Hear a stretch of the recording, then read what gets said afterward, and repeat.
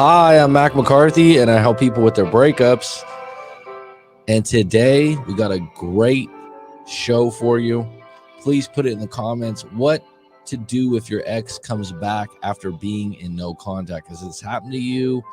What did you do? What transpired? Let's get into it a little bit. So, as I always do, I'm going to break it down. I'm going to break it down one by one, or in this case, 10 different subcategories. Okay. So when you go into this, we're specifically talking about a situation where you've been in no contact for a little while. No contact is not 2 days, 3 days. We're talking about months. Okay. And so these are some things that you can look at. So a lot of times people are in no contact. What if they call me? What happens then?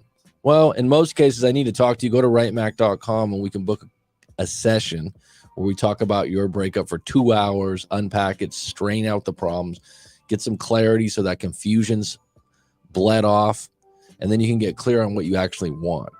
Okay. So number one, so this is just a little bit of a game plan, and I put it in the comments on the side. Don't be anxious to get back together. So if you're feeling it's been 5 months, they contact you, they text you, say, hey, let's talk, and you're feeling really anxious and nervous, it might be a time to not talk if it's one of those moments like that, because that just means that you haven't done a lot of things to make yourself feel okay as an individual, and you're also probably putting too much weight on the conversation. Okay.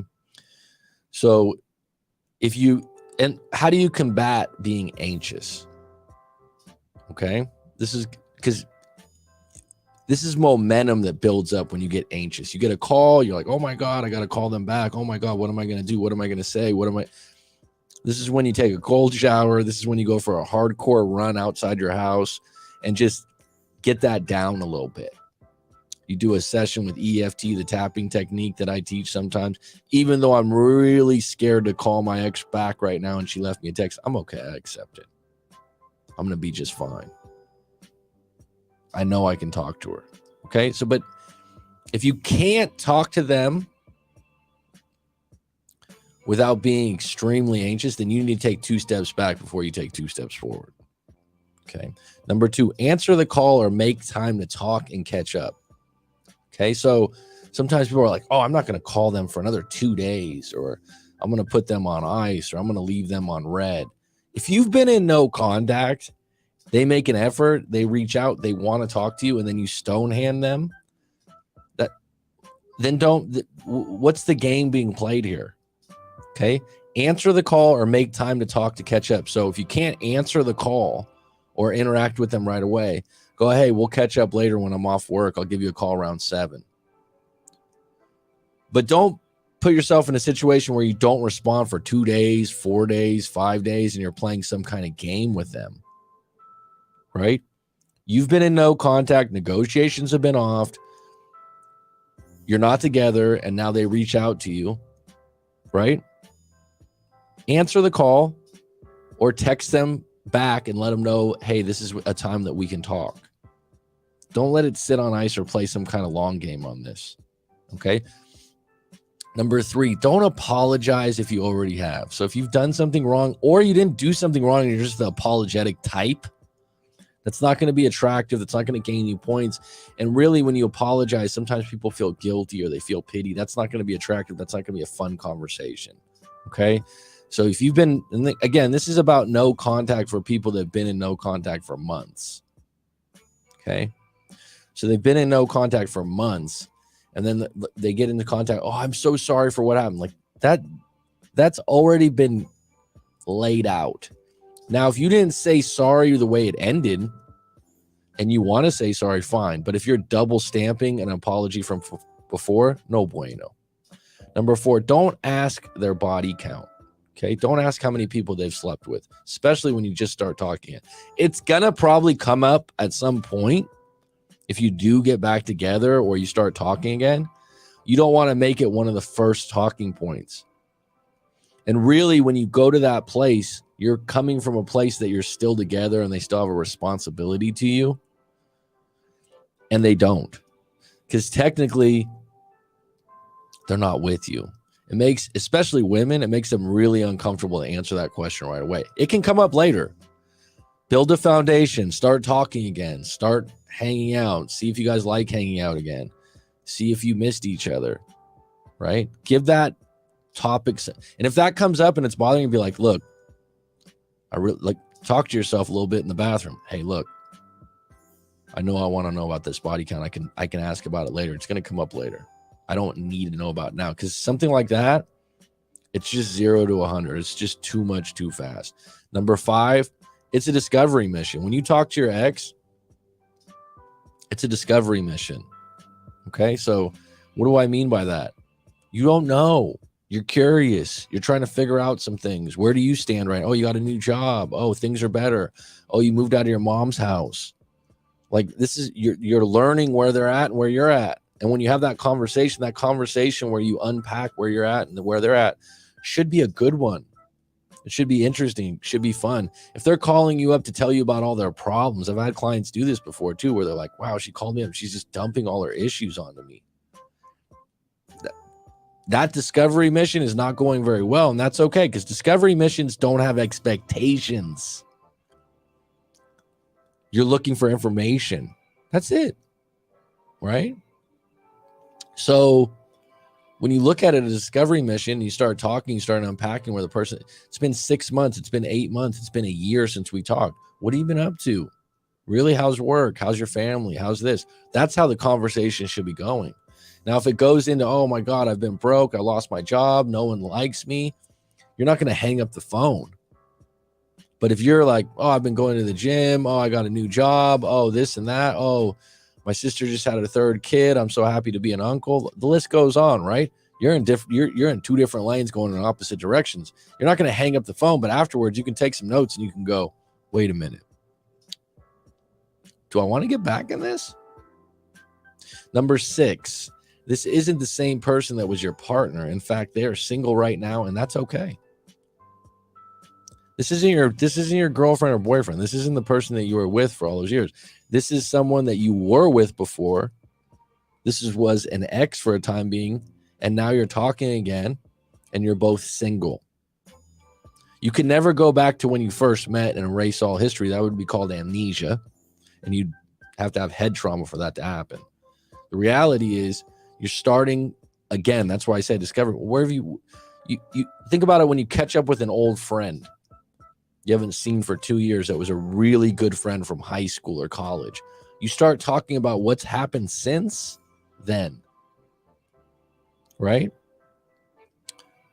Number 7, were some problems fixed? So if they had a weight issue, did they lose weight? If they had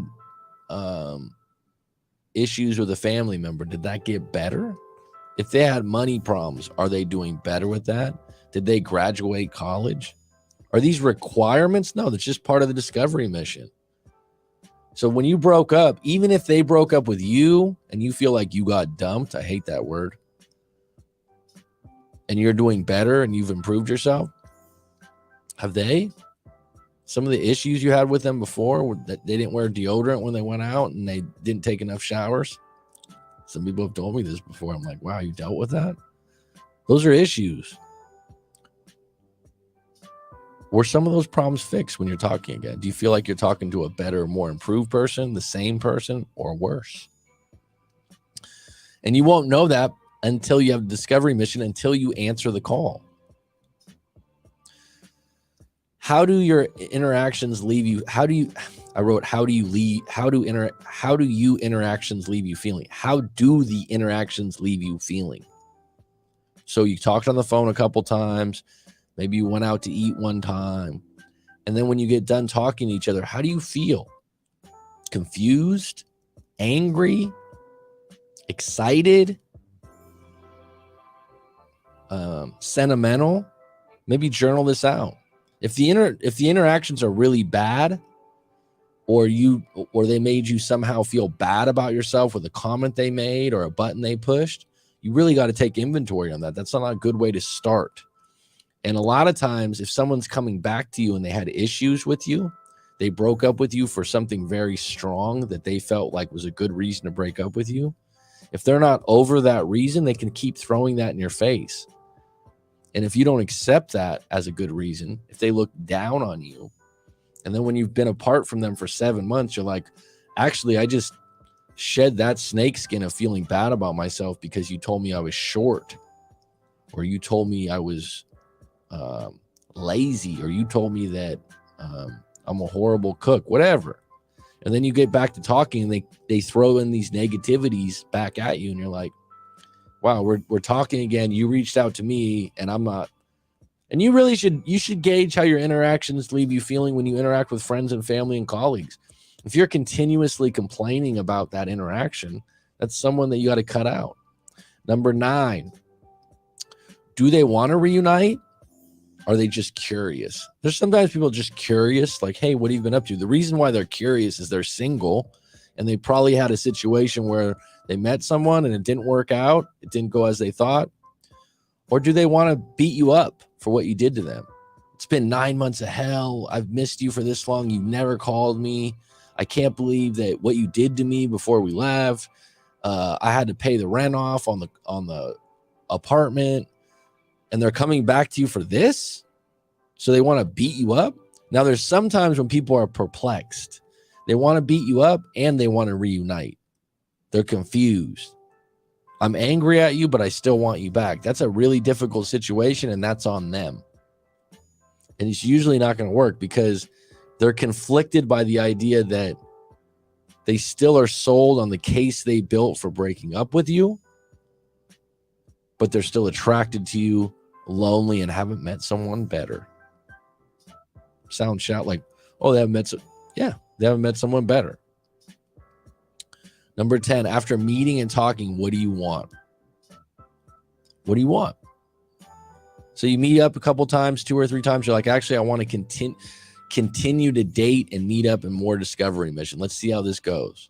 That's an ideal situation. Number 2, you know what? I met with them 2 or 3 times. They're playing games.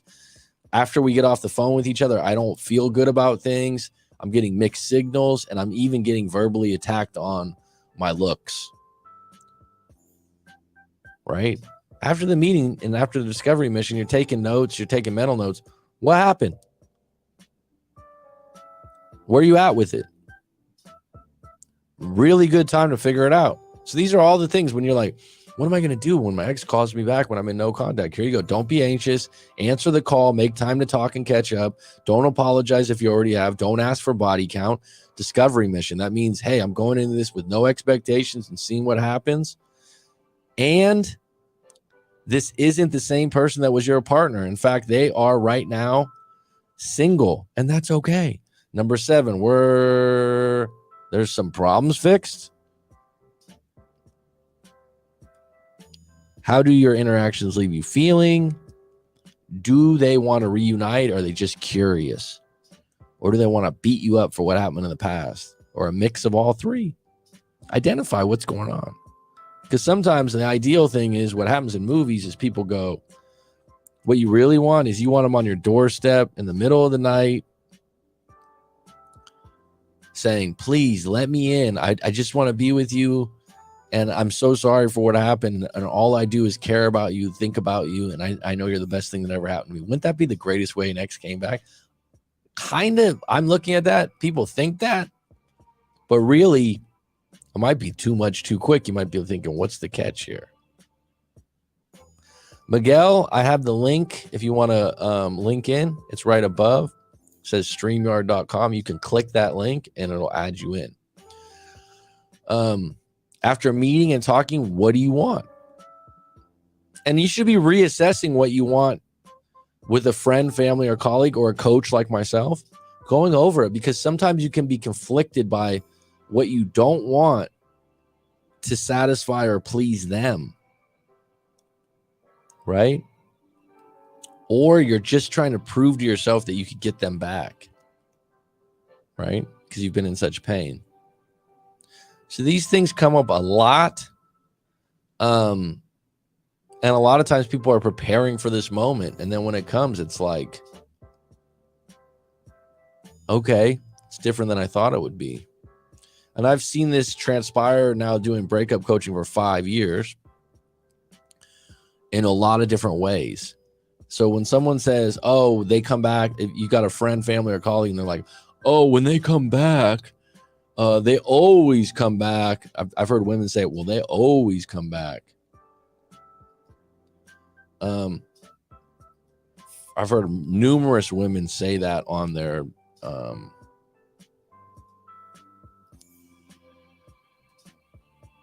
podcasts, YouTube channels, and they're just, whether that's true or not, you don't know how the guy came back. Did the guy come back? Because a lot of guys, not always, because I'm not going to say that this is 100% true. A lot of guys will pop their head in the door and they go, I don't want to be back together, but I want to hook up again. I want to get physical. I want intimacy. That happens a lot. And the girl's like, oh, he came back to me. Yeah, but on what grounds? People tell these stories all the time. The reality is it's never completely smooth or how you thought it would be. In most cases, and I think we're going to have a guest on today if he jumps on, client of mine. If you did something wrong to them that really hurt them in the end, that's extreme for them, when they come back, they're going to want to beat you up a little bit. They're going to want you to pay for that.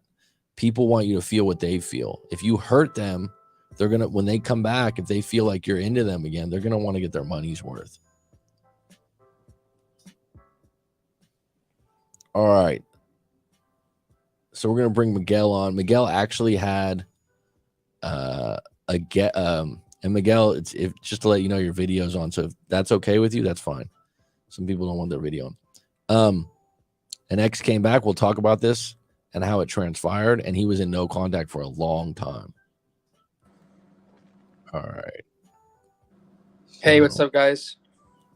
What's going on, Miguel? Not much. So, good to see you again. How long was the no contact?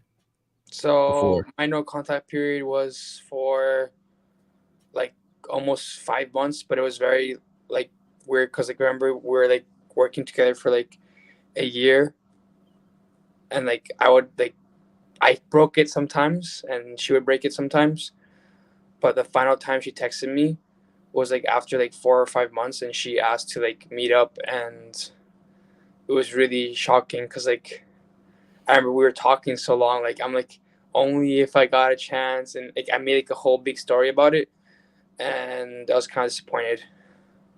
You were disappointed when you guys actually got to talk? Yeah, in some way.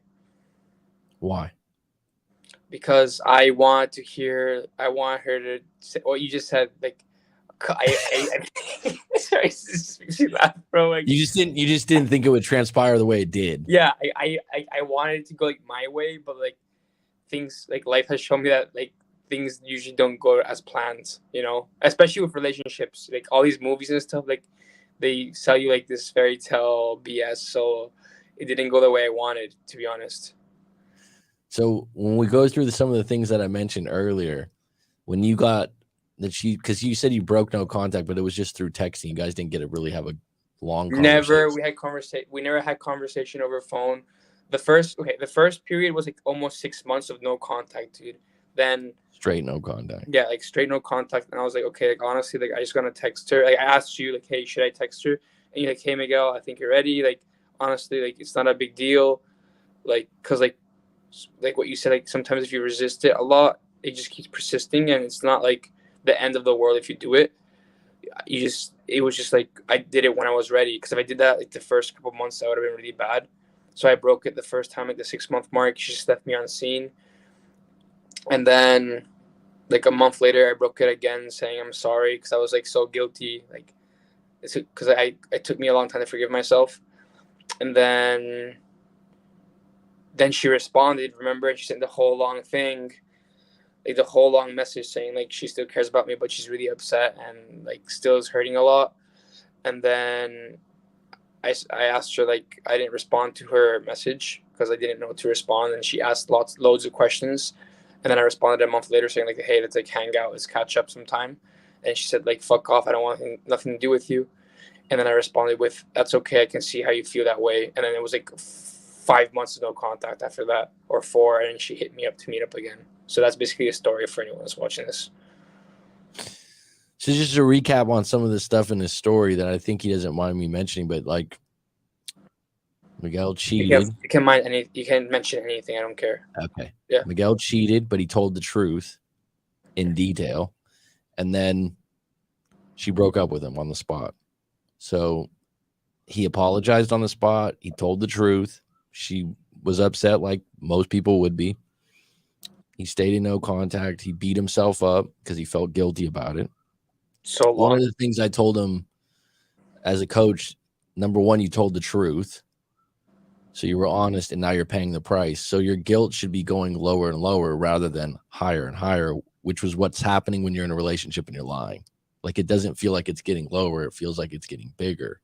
Whereas when you tell the truth, you hurt yourself, but the guilt starts to go away. And then if you're going to get back together, they just can't keep throwing it in your face. And that's the hard part with his situation, is when someone leaves and in their situation, they kissed, they hooked up, they hugged, she was very much still attracted to him by the way she was acting and being intimate and not wanting to say goodbye. So that's something else that I gauge when I do some coaching. And the story is really important about the breakup, because it's like, it was obvious that she's still attracted. She doesn't want to break up, but she feels like she has to because what was done crossed the values thing, right? And he understood that. That being said, he still doesn't know how long it's going to be, but she's conflicted by the fact that when she does come back, they have this long talk finally, and they meet up and everything, but she keeps kind of, I told him, in most cases like this, she'll want you to walk on glass, meaning I want to beat you up a little bit, but I want you back. Like, I don't want to just take you back and be okay with it. I want you to hurt a little bit. And that's kind of transpired a little bit, right? That's happened a little bit. Yeah, I mean, the reason why I was disappointed was because she was like so like confusing. And after you said like, how do you feel about it? And I felt just really confused because she was telling me like, she was giving me this, she was very hot and cold. She was giving me signs of someone that was still very highly attractive. And then after the long ass conversation we had for 3 hours, I waited a couple days. Then I called, like we talked on the phone for like a couple hours again, and she tells me she still loves me. And then I just became like a train wreck, and then like a waterfall to all my emotions onto her, saying that I felt the same way. And I was like, hey, let's try again. And she's like, no. So it was just very confusing how she's still like saying she still loves me, cares about me, and I'm like, can you just block me at least? And she told me no, because I stalk you still. So I'm like, this is just so confusing. Like, her actions, it just doesn't line up. But I just think she's conflicted. Like what you said, like sometimes people come back and they're like, they still want you back, but they just are so upset about what happened. So I think that's the case. Right. They can't, and they're two opposite lanes, right? Be angry at you for what you did, love you and take you back. And it's hard to pick one, but you can't be on both. And I think with her, she's teeter-tottering on both. And then what like you said, that's a good assessment. Like, you're like, after your interactions, I feel confused, which is not good. It's not comfortable. And when you gauge that, now you're in a stage where you're a little bit angry. Is that correct? Yeah, I've been very upset, but at least today, because I see a therapist, and his thinking is that he asked me like, why are you angry? And I was like giving him like simple answers, and he's like, actually, like, can you answer me, why are you angry? And I said, I'm hurt. And then I was like, oh, what's, like, so confused. Like, I was like, dude, this whole time I've been hurt, I'm actually not really angry. And the reason why I'm so like hurt is because I stuck with her for a whole year, where she put me through a lot of bullshit. She got sick of something, put me through a lot of bullshit, treated me like shit, and all these things. So like, I'm not saying like she should stay for what I did, but in my mind, I'm like, well, I'm fucking up now. I'm in a bad place because I did the things that I did out of like a place of like, was in a really bad place mentally. and she just left. So I felt like in a way abandoned. And a lot of times, just to go back to that, a lot of times anger is rooted in hurt, right? And if you think about it, it makes sense, right? If someone hurts you physically, you want to hurt them back, and it makes you angry, but it doesn't take away the fact that you're hurt. If someone hurts you mentally or internally or in your heart, you don't want to show everyone that. That's just not how most people are. So it makes a lot of sense. But you come into the grasp like I'm hurt by this, and that's what's led to the anger. And then, like I've told you before, that's when me and you talk or something like that, and I'm like, go ahead and get all the anger part out. Like, say bad stuff. We're not going to do that right now. But you know, going through it and saying like all the things that are bothering you, like that you're pissed about. Sometimes you got to get that out privately. It's important. I just realized right now, actually, I feel a lot better saying like I'm actually hurt, because I think I was using anger as just a way to hide it. Yeah. Well, I mean, I think it's a natural progression for a lot of people. They just don't have a therapist to like draw that out of them. Right. Yeah. And it's the same thing I've done with tapping before. We've done tapping, like, and all of a sudden someone will say, I'm hurt. And that's usually the base thing in any breakup is you are hurt. And it's not the same situation. Let me ask you this, because you guys were apart for a long time. You guys have been together for 4 years, and you had really almost 4 years, but yeah. Right. But like, even though you said you broke no contact a few times, you didn't break it in the sense of having a live conversation. So like sometimes when there's text counts as breaking it, but I think it's a step below live interaction, which is totally different, right? Because you don't know. So when you had that live interaction, did you feel because it had been a year since you saw each other? It had been a year, so I felt not so anxious. Okay, so I felt very anxious at first because I was thinking about her that day, and then she just sends me a message. So I was very shocked. And then I just let it sit for a little bit, like an hour and a half, because I wanted to think of what I was going to do, because I don't know if I want to meet up with this person, because it's like already like 5 months after I said let's meet up. And I kind of felt like, in a way, like a year is just too much.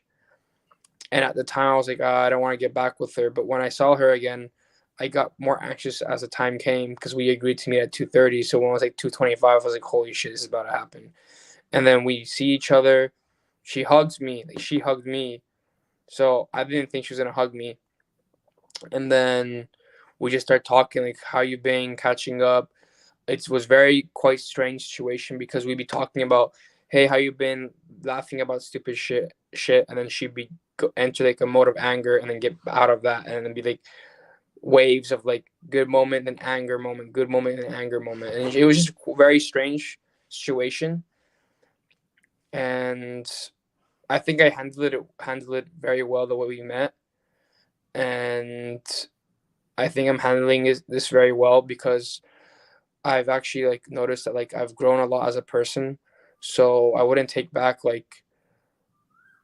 I wouldn't take back the breakup, because the breakup has taught me a lot, and that's just the truth. And I think it's been a really good thing for me, like the lessons that I've learned. Because when you go through something that's a hard time or traumatic, you have, in my opinion, you have two choices. You either can grow from it, or you can just like choose to just sit and rot and wallow, just dwell on it. Going back to that interaction you had, because it's interesting, you said like she'd come back to being angry. It's almost like oh, we're cool, you miss me, I got a good hug, to like something negative, just back to positive, back to negative. Like, and it's kind of funny, because that's probably the way her mind's working when she's not with you, right? And it's something that is confusing when you're with someone and they're bringing up what you've paid for the last year, because Yeah, you broke up over it, and you can't make it better for them. You can't say something that makes it better. yeah. Go ahead. It was very hard for me to like explain to her, because she asked me like how was it for you, like how was the situation, and I'll be like, oh, like it was a very hard situation for me. I went through this and that, and she'd be like, "What do you mean hard? Like, how did you suffer?" Like, she didn't really take anything I said at face value, because I'm the person that like wronged her, you know. Mm-hmm. Do you feel like now where you're at with it that you're glad you met up? I think it just had to happen, and it was something that had to Yeah. do. Because if I didn't meet up with her, I would have regretted it. Yeah. Yeah. And right now, do you feel like going through those things that maybe perhaps some of the problems that you had in the relationship, are they fixed on her end? Something that did catch me off guard was she said that her relationship with her father actually had improved a lot since the situation, which is something that I would have never seen happening, because she had such a bad relationship with her father. But I'm really glad that that got resolved, because it just was something that she really struggled with. Hmm. What would you tell someone if you were going to give them advice and they were like, what do I do if my ex comes back after no contact? What would you tell them? What I tell them, I would tell them to make sure they're ready, because like I think if that happened to me 6 months ago, I wouldn't have been ready. So the advice you said, like if you're really anxious and you feel like really bad about it, take 2 steps back and really reevaluate the situation and what's right for you. I think my situation was different because it had been a year, and that really helped. Otherwise, you'd have been a wreck Because more. imagine if it was like 3 months or 6 months. I don't think that's enough. I think 6 months is enough time for someone to grow.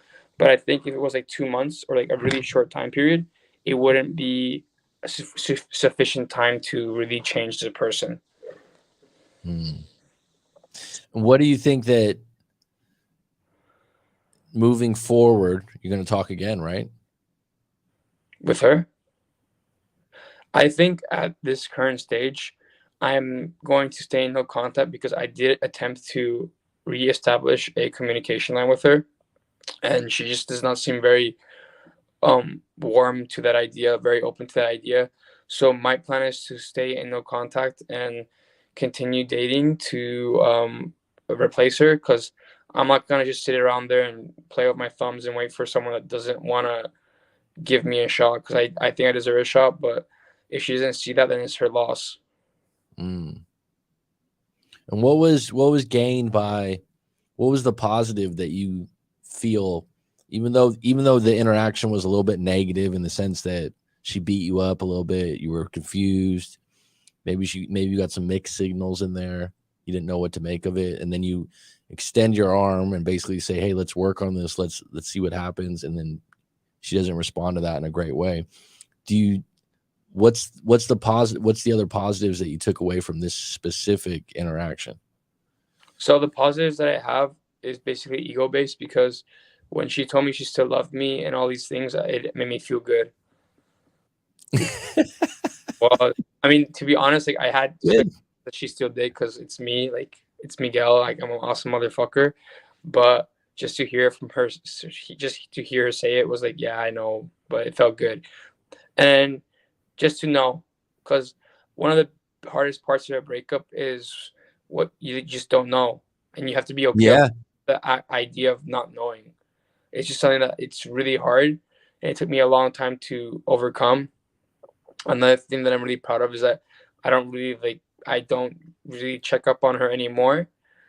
It's just like it's getting to the point where like I can see myself getting another girlfriend, because like honestly, like there's other great women out there, and I feel not open to that experience, because there's really no point to dwell on something that's not gonna work. Mm. Do you feel like because everyone in this situation when there are no contacts, like, oh, I wish I just had closure. Like this is a big, you've probably had this come up in your head. Oh, I'd have more closure if I got to talk to her one more time. Do you feel like that was added by this interaction that you had? I think it gave me like a definition, like it gave me like certainty, but it also gave me a weird feeling of confusion, because like my idea is closure, you're closing the door, but with her, what she was saying is, in my opinion, was not closing the door. I What think was it? I still love you. I still think of you every day. I one thing I did not like is that she brought up 3 other guys, and she's like, I can't even get these, like, 3 guys asked her to be her boyfriend. First off, fucking simple fuckers. What they ask, can you be my boyfriend? Yeah, be my boyfriend, and she's like, they just hasn't You worked. didn't ask for that information. And She brought that up herself. she brought that up herself. She said that she can't because she's still in love with me and she still thinks about me and that she's not ready for a relationship. But in my head, I'm like, dude, like honestly, because they're not as good as me. But she's like, just very, it's just it's like she closed another door and opened another door. It's very weird to explain, coach, but like what she's saying is not someone that's like, there's still attraction. In my opinion, when there's still attraction, there's still a possibility. Well, this is what I was talking about in the beginning of this show when I went through these bullet point things or these items, is that this isn't the same person that was your partner, girlfriend. But like when you meet up, even though it's been a year, it's still like, that's my, especially guys, like that's my girl. Mm-hmm. So anything that's related to you're seeing someone else for a man is usually just hard. Yeah, but the same thing happened to her. I brought up that I saw a girl and she got so upset. So, I mean, it goes both ways, and it does go both ways. And honestly, I'm also confused because the more that I reflect on my past and the relationship that I had with her, the more I realize like it's very confusing for me because why would I want to go back to a relationship that I was very unhappy in? And for me to be with her again I think would be a big mistake because I don't think she's changed as much as I have. Mm-hmm. I don't think so, but I could be very wrong. But I've worked my ass off, and you know that. And dude, we've been working together for over a year now, and I've worked with a therapist, and I've done so much work on myself that like I kind of see like her as my old self, and I think my old self died a long time ago, and for my old self to die, she has to be dead with him. She like typecasted you. Some of the things that you've gotten better on, she still thinks you're still there. I don't know, but I wouldn't be surprised if she contacts me again, to be honest. I know your situation deeper than this. We're not going to unpack everything I know and you know, but I think there's a strong possibility. It's just interesting because, you know, everyone's always waiting for that. I'm in no contact, and when they get back to me, what do I do and how's that going to work out? And it's never the same. It's never highly predictable. But like I had told him before, a lot of times if the woman was angry at the end and it's something she's still angry about, then she'll just keep bringing it up in between things. And whenever someone has something that they are really angry about with you, or they feel like, I should add this on, is something that's a moral code that's so high that most people would agree, like cheating or like stealing. Mm-hmm. So when they get on that moral code thing, there's no room for them to let it go. There's no room for them to forgive. There's no room for them to see it in a different way. They're locked in. And so anything you do that just like upsets them, it's like they take that card out of their back pocket and they go, yeah, but you did this. And you're like, yeah, but I already paid 10 times. I already said sorry. And that's the hardest part about getting back with someone that feels like you did something that was really bad to them. Right. So I think honestly everything happens for a reason, and I'm just really grateful for the things that you've taught me. And Mac is not only just a relationship coach, but you've more than that. Like you've like a life coach. Like you taught me things that I've applied in my life, and that's changed my life, especially with the self-limiting beliefs. And the hypnosis is really cool. Yeah. So my plan is just to replace her ass. Yeah, that's my plan, dude. Get a new girlfriend, keep dating. Like a better one, dude. There's dude, there's so many better ones out there, bro. Like, I have no problem. And if I kept her ass around for 3 years and a half or whatever the amount of time we were together, then there's gonna be another one, dude. You know? And that's a good feeling when you start to shift that direction, because you're like, when you open that up, you realize that Like you just said, there's a lot more options, and it's not to say that she was bad. It's just time. Yeah, like sometimes things run its course, and that's what happened. And dude, the hardest part working with you, man, was like the hardest challenge we both overcame. Actually, not like you helped me overcome. I mean, because you Yeah, didn't. I'm with you. Was forgiving myself. Because don't you remember like how bad it was? Mm-hmm. Like, dude, like for anyone in the live stream, it was like I was like legit like whipping myself like every day. And even Matt, even you were like you were like, this is not. I don't know if you said it wasn't normal, but you were like, you said like you were just kind of trying to understand like how I could hold on to it for so long, right? Well, your particular case was like you cheated, right? So Yeah. you cheated, you were accountable for it, you told the details of it, and you received the breakup because of it. So it was very like when people break up, sometimes they're kind of confused at the breakup, or they're like, you knew exactly why you broke up, you knew you did something wrong that was wrong to you.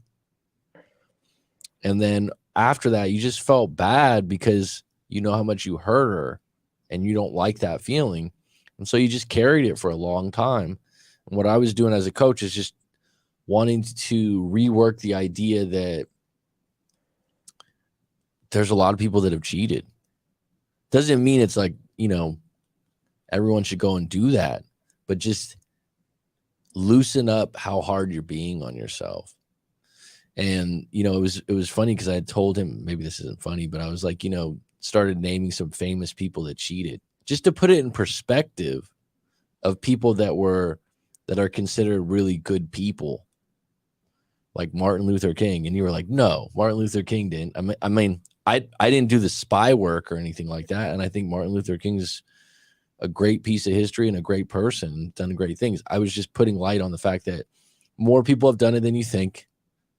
And give yourself a break because you told the truth. That's all you can do. And that's really hard for some people. And there's some people that make sense for it and don't take accountability. And the hardest thing for a lot of people is to be accountable when they did something wrong. And so even though you took that time with it, now that you can look back and go, now I can feel what it's like to forgive myself. And part of it was in our hypnosis. I forgive myself. Like sometimes just planting that seed to say that, because everything in the media, or if you get on YouTube, once a cheater, always a cheater, I think you read a few times, like people plant these things.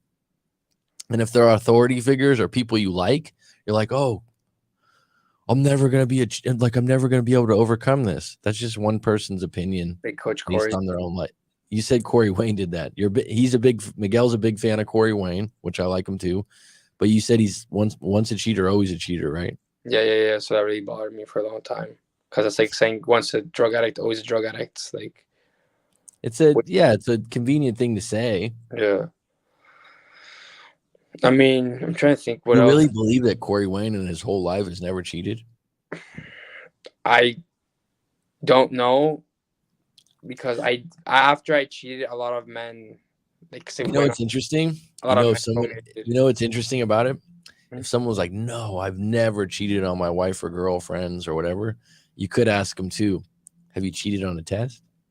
Have you cheated on a like people? Maybe they didn't cheat, but they've cheated somewhere else in life. Probably it's human nature. It's not a good thing. It's something you learn from. Um, but it's certainly not something to carry for the rest of your life as if you're the only one in the world that's done this horrible, crazy thing. That's I the mean, part to get for over. me, I think like I don't think I could ever do it again because like I have a lot of pain associated with it. Like I went through a lot, so I don't see myself ever doing it again. I really did Good. learn my lesson, and I mean, I don't think it's like I do agree with you. Like at the time when I did it, it's like I acted like I killed someone, but I still don't think it's a good thing. I'm not saying that's what you're advocating for. I'm just saying that out there. No. I know I know the comparison. You're saying how dramatic it was for you and how much you hurt someone and whatnot. And I'm with you. And it's like getting someone to forgive you is not something that's guaranteed. People have a choice to forgive and how long they want to do it. But forgiving yourself, it's important.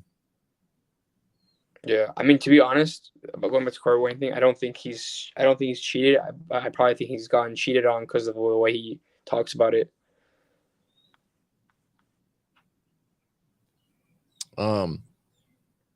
So do you have any other things to add to this? I think I want to say to people, like, just it's a really, like, it's like a marathon.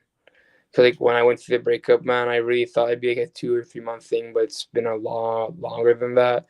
And you're gonna have to be really patient with yourself, and you're gonna have to be okay with stumbling and falling, but just pick yourself back up, Mm. because at the end of the day, the only thing that matters is that you get back up. It's like, what's really interesting about kids is like when you're like a kid and when you learn to walk, you like fall like 1,000 times, and like you're just not afraid to like trying like to fail. So it's like when you become an adult, you become like afraid to fail. I don't know if that makes sense. Yeah, I don't know if that made any No, sense. it makes total sense. It's like, I think that when you're a kid, you don't even know what the word fail means, right? Yeah. Like that's a good analogy is what you're saying. And then basically what you don't realize when you're in your first serious breakup with someone you loved, like for years, it is like learning how to walk again, because you haven't been outside of not having that person to lean on, and it's uncomfortable. It's really uncomfortable, and it's really plays on your emotions. And then you add on society's view of what you're supposed to do in a relationship, who you're supposed to be, how you're supposed to act. But then something like cheating, 50% of the world probably do it. You know what I mean? Doesn't make it right. It just makes it human. So what's really cool about you, like you said, from the get-go, you were accountable. You fell on the sword, as I say. You were there. And now when you're coming out of the other side of the tunnel, you're like, all right, I did the right thing. Because you probably had a few moments where you questioned, like, I shouldn't have said nothing. I mean, to be honest, the thing was that my problem was is that I was at first, for anyone that's just to clarify, I did not come clean completely. Like, I was lying, but then I told the truth. But I was like lying because I was just so afraid, and I didn't want to lose her, and I felt like I was protecting her, but so like it was really hard for me to be like, I have two roads. I continue lying, and like I continue feeling like shit because I'm not lying, man. Like I know some people can live like that, but I don't think I can. Like it was destroying me, like lying to her, and on top of those lies, lying again and again, and having a whole web of lies, and then remembering each lie. Yeah. Like that was so hard. Like I I think couldn't. that's one of the hard things is when you lie about something significant in a relationship. And it doesn't even have to be with a girlfriend, boyfriend. It could be a work thing. It's like you have to lie again. And now you're doubling down. Maybe you have to add to it. And that's when you're really playing with your soul and really bothering yourself. And I give you credit because you stopped the bleeding. You were like, and you have to pay for it. You know? It's And then kind you of. also you didn't like create. Sometimes what people do when they get in trouble for something is they create another story. This is what manipulative people do. They create another story to take the heat off them. A lot of people I know, because people come to me that don't tell the truth, right? I'm a coach. I'm not here to be the moral police. You decide what's right and wrong for yourself. I'm here to talk to you and work through things, get some clarity, unpack some things, and let's get this ship in the right direction. But I've had a few clients that have cheated and they just have their excuses. They just have why they had to do it or those kinds of things. And you got to a point and you're like, no, it's just I gotta face it. And that you did the right thing. And now when you're older, you'll feel better about it. You carry that. That's just a bad habit to do in your early 20s like you are. So we've talked about this many times before, but like you said, you grew from it too. Like you took it as if I'm going to feel this shitty, I better get work on some other things. And it's worked out for you. So, and thanks for mentioning the hypnosis because that really helped things, I think, with you too. Doing some of That those. helped a lot, man. It shifts you, huh? Changed my life. It shifts you. Like I Yeah. would have never imagined meeting a 42-year-old guy in fucking Thailand, Phuket, when I'm like across the globe. So like the world works in mysterious ways. It does, man. Because I remember when you came on a live stream when I was in California a while back, and you were like, "I've tried these other coaches, and things didn't work out well."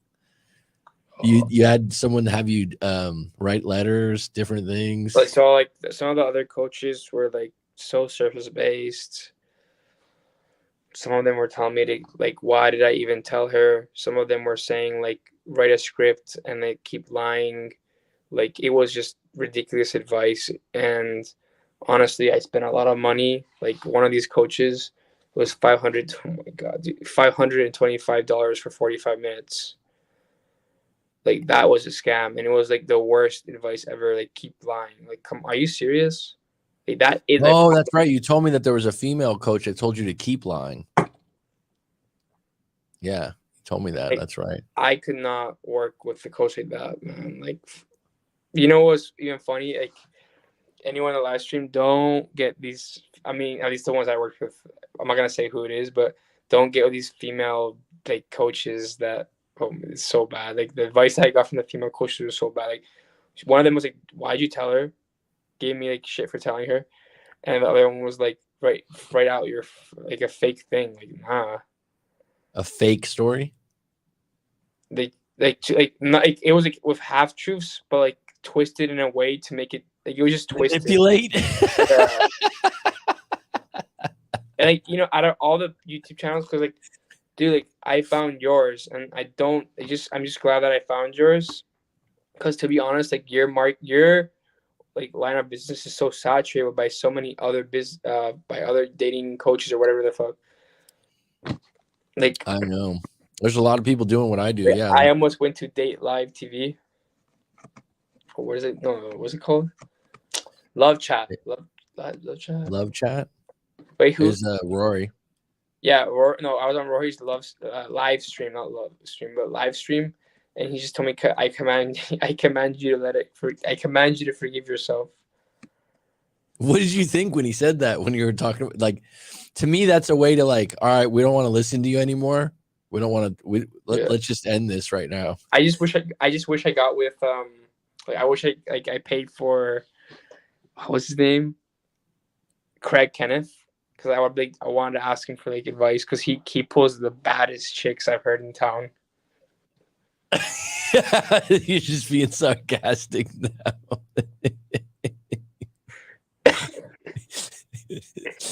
That's one of those things I've talked about this before. The guys that are suspect to me that are like, oh, I've got the most gorgeous. Or, do you want to get the hot? It's like he talks about that Applebee's chick like 10 videos, man. Bro, I bought his books. What is he? What is that? What is the story behind that? Because I've heard other people mention that to me, and I don't watch his channel, so I don't know. He was like, he loved. I mean, I know his channel. Chick, and then she broke up with him, and then like he went. He did what to the Applebee's chick though? He conveyed his love to her at Applebee's. Yeah, something like that. And then that's. Then I had Coach Lee, dude. I had like a period of like 8 months, or like more like 6 months, that I would watch no contact videos like every single day, like crazy. Like I have so like. You think you think when you get in that mode? Let me ask you this, because you've been in that mode before. Because you told me that you're like, I watched a bunch of no contact videos, and I'm noticing. This is good to unpack with you. I'm noticing more of my clients now are overwatching videos, and it's confusing the fuck out of them. And then they're trying different things instead of getting in touch with like, all right, what's the problem? And then they'll make the problem bigger with attachment theory or something like that, and they'll get away from it. And I'm feeling like when you watch 10 different videos, it kind of confuses you more. Do you feel like that? I feel like, so I watched one dating coach that was like, you should break no contact only if you cheated. And I won't be like, you should stay in no contact no matter what. So I'd be like, well, my situation is pretty unique. So I need to find someone that can tailor it to my situation, which is why you're perfect. Because like most of the videos out there do not relate anything to. What do you know, because you know that I go with your story, and then I go into your story and I ask you questions to start with. And then even in your own situations, one of the things I do my best, sometimes I give direct advice, like, hey, you shouldn't do that. But most of the time I'm like, well, let's break this down into some choices and consequences. and then I want you to kind of decide. When you were getting advice from some of the other coaches, is it more direct, like, hey, you need to do this? Or do you feel like, because I've had other clients say that one of the things that they like is like they're feeling heard when they talk to me. Like I'm really listening to your I just stuff. felt like a dog, dude. Like they told me what to do tricks and I would do it. You mean because they would be like, you got to do this. Because one of the guys I just had this week, first time client, ended up talking for 3 hours, and he had went to a lot of different people. And he said that one of them was like monthly breakup advice, like through email that he was paying for. And he said the guy just kept writing him back because it was a long distance relationship. So there was some issues with like seeing each other and stuff. And he goes, the guy would just write back, yeah, you got to see her, man. And he goes, he wouldn't elaborate on my email or like what was going on. And to be fair, about at the 2 hour mark of going through his story, I was like, hey, you skipped a step. You need to, you should have gone and seen her or attempted to go see her at some point. And his kind of shook his head. Yeah. And knew that was true. But just the fact that we could go through 2 hours of the story and be heard about his whole situation, it's just really important that you feel like I'm understanding where you're coming from, because every situation's different. And that's what people don't realize. If Miguel has a twin brother, he's still going to have a different perspective of the situation because everyone looks at these things differently. It's kind of interesting when you're. Am I your youngest? No, I don't think so. I think you told me you had younger clients, right? I've had 19, 20 years old. So yeah, it's people that are younger. Yeah. Usually when you're younger too, and you'll realize this when you're older, is that you feel like you make things bigger than they need to be. Like, oh my God. You're pretty mature for your age, but in 10 years is probably going to be like dust. Like it's going to be like so insignificant, like dust. Yeah. It's going to look back and you're going to be like, oh my goodness. Like you know, what's interesting about it that I've never mentioned before is like when you're dealing with a bad breakup or that hurt or that, like you were talking about, what I can relate to with you. I don't have a similar situation about the same kind of breakup, but just that feeling of not stop. The mouse wheel doesn't stop. You keep thinking about it. You can't stop and it's bothering you. It's like how do I get through my day? Like totally understand that feeling. I feel like I had a hamster running in a wheel in my head, dude. Yeah, like I totally get that feeling, and you're like, how do I get out of this? The funny thing about that is when you do get out of it, you can't bring it back.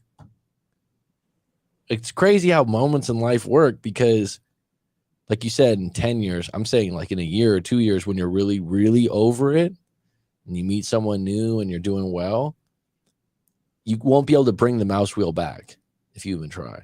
Like you won't be able to be like, put me back in that moment. It'll never be the same. What I do wonder is like, I wonder if like the second, like let's say I have a second breakup, like how compared to first.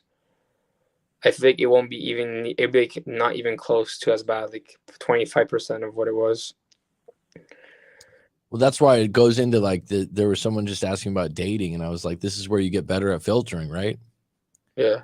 So you get better at like, that's a big one for most people because most people are just opportunists. They'll just date whoever's in front of them or whoever's attractive. That's okay. I'm really picky, to be honest. Yeah, you should be. So you're going to be better at being picky now that you've been broken up. What you don't want. You don't want someone that does some of these things. So, and you're also like picking up on things where they're just like, I'm just trying to get dates. Yeah, that's okay. But you also should be trying to get dates with people that you actually are really interested in, and then rejecting the ones that aren't. It's like I just did a mind map. I'm going to release it pretty soon on dating. And the topics are, what do you want? How to filter better for what you want? Environments, gatekeepers, long-term gain, future outlook, dating apps, discovery mission, handling rejection with class is attractive. It's like, it's such a big opportunity now that I feel like when you have that bad breakup, like you just had, that was really hard on you, if you have a breakup again, it won't be the same, and you'll be experienced. You'll be Yeah, like, I'm I've gotten through experienced this now. before. I'm on these dating apps. I'm on discovery missions, and that's fun. And that's it. The only bad discovery missions is like when they don't look like their photo and they show up as someone else. And that's when, if you don't like dating apps, I've said this to people, then find environments that you can hang out in groups that are better, that meet better women. And that's That's what people are true. doing. Yeah. Like, go to the malls, go to these places. COVID's over. COVID was a big excuse for 2 years for people. And it's a good one. It's a valid reason, but it's not there anymore. So, all right, bud. Well, thanks for coming on today and sharing Yeah, of your course. insight and your story. I know it's late where you're at, and we'll talk again, bud. Yeah, thank you. I really appreciate it. For everyone on the live stream, have a good night, guys, and keep fighting. All right, bro. Take See ya. care. Good to Okay, see you. bye.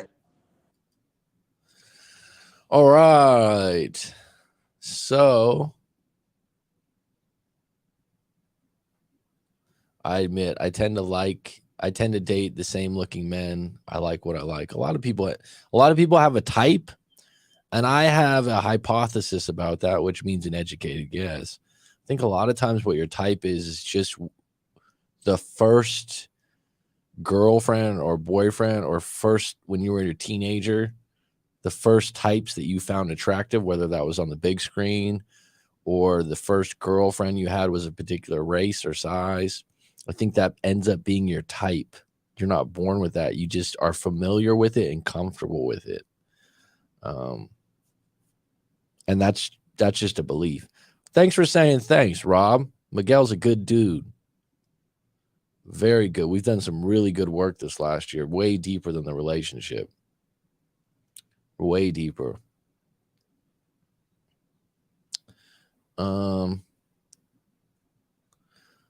Marines, police, FBI agents, longshoremen, military types, Air Force types. Thanks, Miguel. I appreciate you, bro. Some people seem to have a repeated mouse wheel. I've seen that with a few girls that keep repeating the same things in relationships. I think what's really hard is just that when you're in a long-term relationship, you just don't anticipate how much of a void. So when you live together, or you've been seeing each other for so long, and you're on the weekend and it's Sunday and you've gone through your week, and this is where you usually hang out with your girlfriend and have lunch, and they're not available, you're not even together anymore, and you just haven't hung out with a lot of friends, like, it's a void. It's a void. Really big void. My hands are orange covering my eyes. What is this?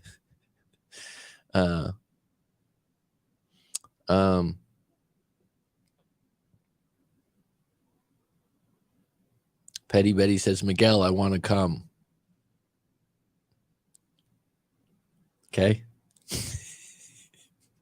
It was an interesting conversation. The best thing, Miguel is young and learning this stuff early, which is the best position to be in.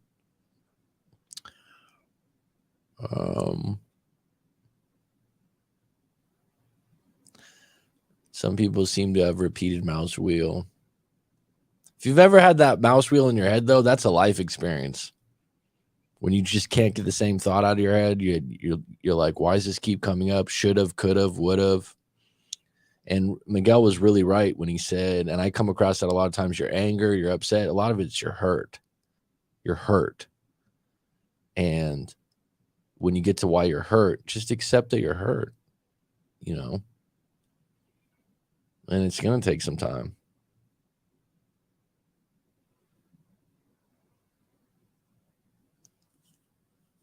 Corey Wayne never mentioned he cheated in numerous videos I've seen over the past decade. Well, good for him. I mean, if you can be a man that's never cheated before, or a woman, then good for you. I mean, the interesting thing about that is there's probably some other part of morality and society that you've lived in that you probably maybe stole an item before, cheated on a test. People aren't perfect. It's just that people that do repeatedly bad things and validate them, look out for them. People that are trying to work on those things and don't know where they came from.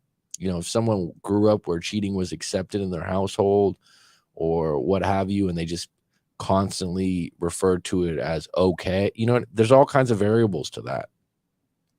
And so that's one of those things that, you know, like I always tell people, you don't have to be the moral police. You are in charge of your own morals, and the people around you can hold them accountable.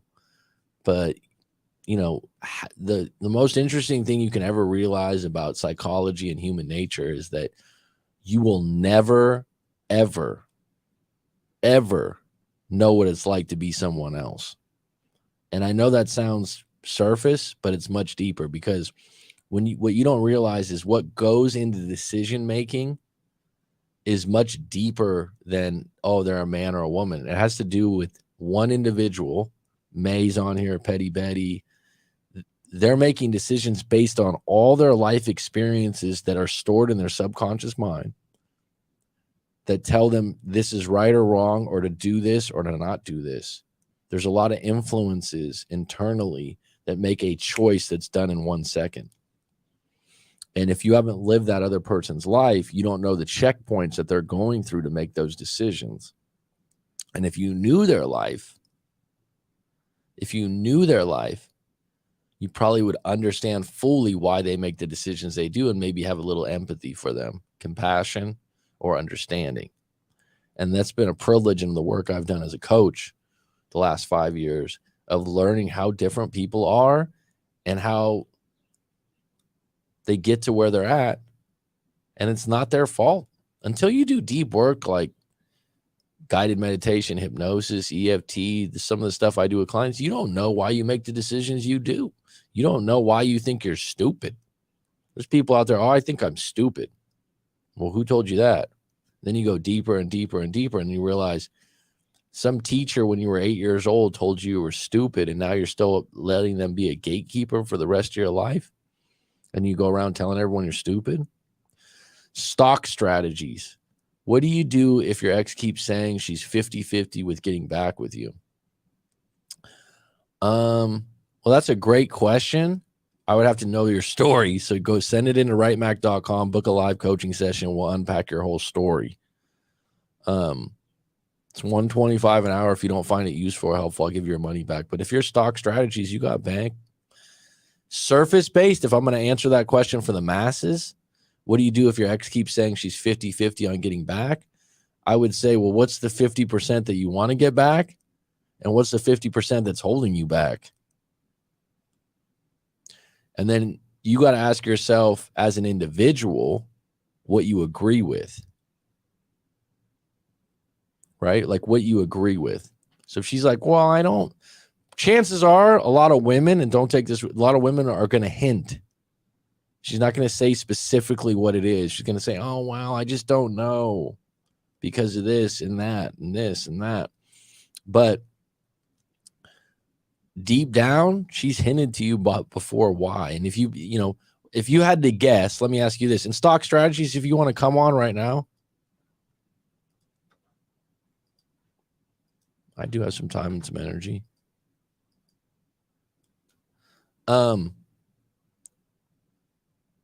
What would you guess would be the 50% that she doesn't want to come back and the 50 she wants?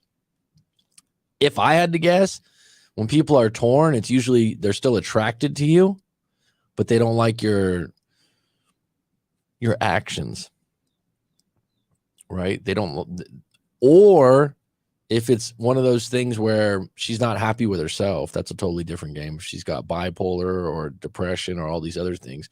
And there's a lot of mentally challenged people right now. I'll just leave it at that point, especially in America. Bipolar, depression, anxiety, everyone's like this. And what they don't realize is it has to do with culture and society. If you lived in a more chill, relaxed society and weren't stressed about your bills all the time, probably be better off.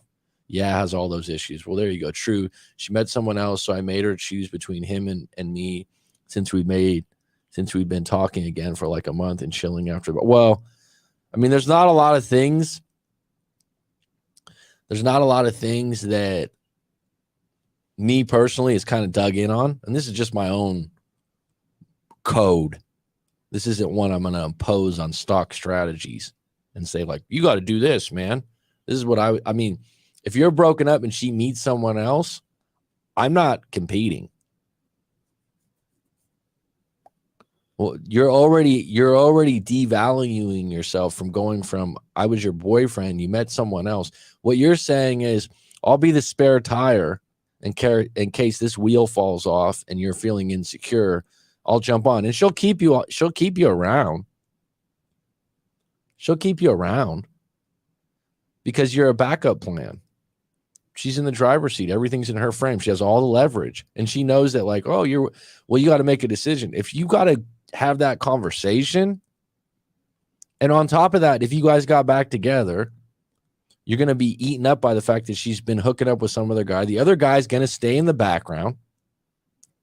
He's gonna probably orbit or send her text on occasion to see if she's in the mood on a Friday or Saturday night. Sorry to go deep on that, but you know what I mean. Guys are guys.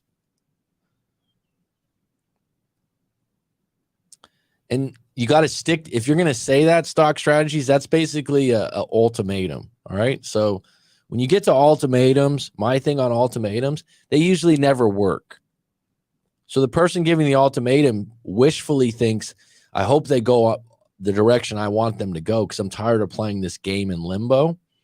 But the reality, the ultimatum either way is for you to stop playing the game.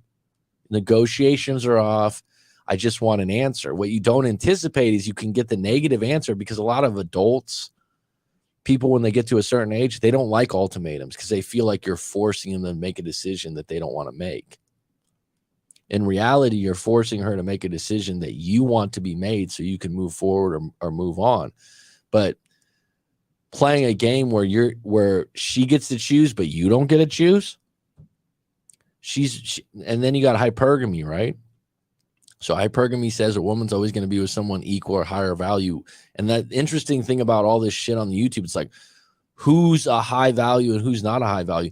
Who decides the value or not? You know what decides the value? The subculture or the environment you live in. It's like you got all these shows in Florida now, right? Miami. And women do this, men do this. In Florida, in Miami. Oh, he's a high value man. In Florida, in Miami. Right? If you're in Miami, I've never lived there, but it's, it's glamour. You probably have to look good. There's a lot of fitness centers there. Making money's big. Okay. It's flashier, right? If you're not into that lifestyle. Now, if one of those people from Miami goes, with their, has a gold medallion and all this other stuff, is a real flashy character, whatnot, and they go to a fly fisherman camp in Montana and hang out with some people that are into riding horses and stuff, those people aren't going to be attractive to that group. They're going to be totally out of place. And this is what gets going on the YouTube now. Men do this, women do this, attraction's this. Yeah, there's some points to that. But the reality is, know what environment you're in. If you're settling in stock strategy, if you're settling for, we were together and now she's got this other guy and she's got to make a choice between the two of us, you're already at a disadvantage. She's got two options and you got one. Get on deck and start betting on yourself. And if you're having issues with the story, sign up for writemac.com, send your story, and let's get on it. I'll help you. If you don't find it useful or helpful, I'll give you your money back. Is that a sales pitch? No, it's the fucking truth. So it's like when you and a lot of people wait on this. Oh yeah, let me go around and comment. Let me just get a little bit of information. No, you need to sit down and sift through it. And then you'd probably realize after we had the session, you're like, I had a lot of problems with her too. No, you gave the ultimatum. You gave the ultimatum because you're tired of waiting. It's not a good move. It's a knee-jerk reaction to being in limbo. It's not going to work. Ultimatums rarely work, especially if she's got two guys on the hook. She's attractive. She's got options. What you're doing is you're devaluing yourself by saying that, hey, pick me or him. I hope you pick me. I've never been in that situation. If I was in that situation, c'est la vie. No problem. Okay. Even if I was at my most insecure time in my life, if I was, you're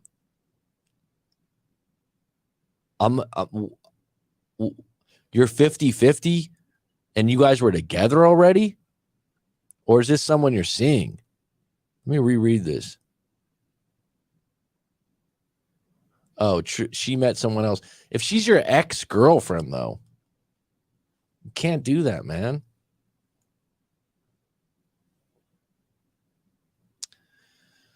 What works better is to keep your balls intact, which keeps your dignity and self-respect intact. You've got a woman you're spun on that's not spun on you. What's really hard is when you're the person that cares less controls the relationship. That's one of those ones that's really true. Okay. She's in control. The ultimatum's like, I'm tired of someone else being in control. You're in the jail cell, stock strategies, and you got the key in your pocket. You're like, oh, right? When you say make a decision between the two of us, you better stick to that. That's the other thing about ultimatums. If you don't stick to it, you go 2 steps back because now you're weak and your word doesn't mean anything. So if you were to say the ideal thing would be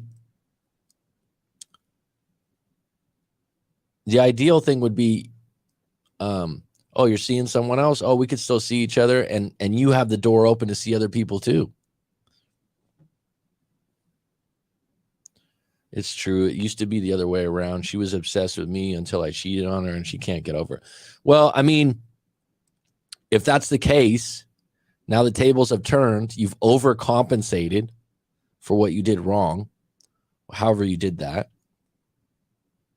Thing about cheating that's really hard is once it's done, if it's been proven, like if it's uncategorically proven, this is probably going to surprise them. A lot of women don't want to know. Not all. A lot of them don't want to know.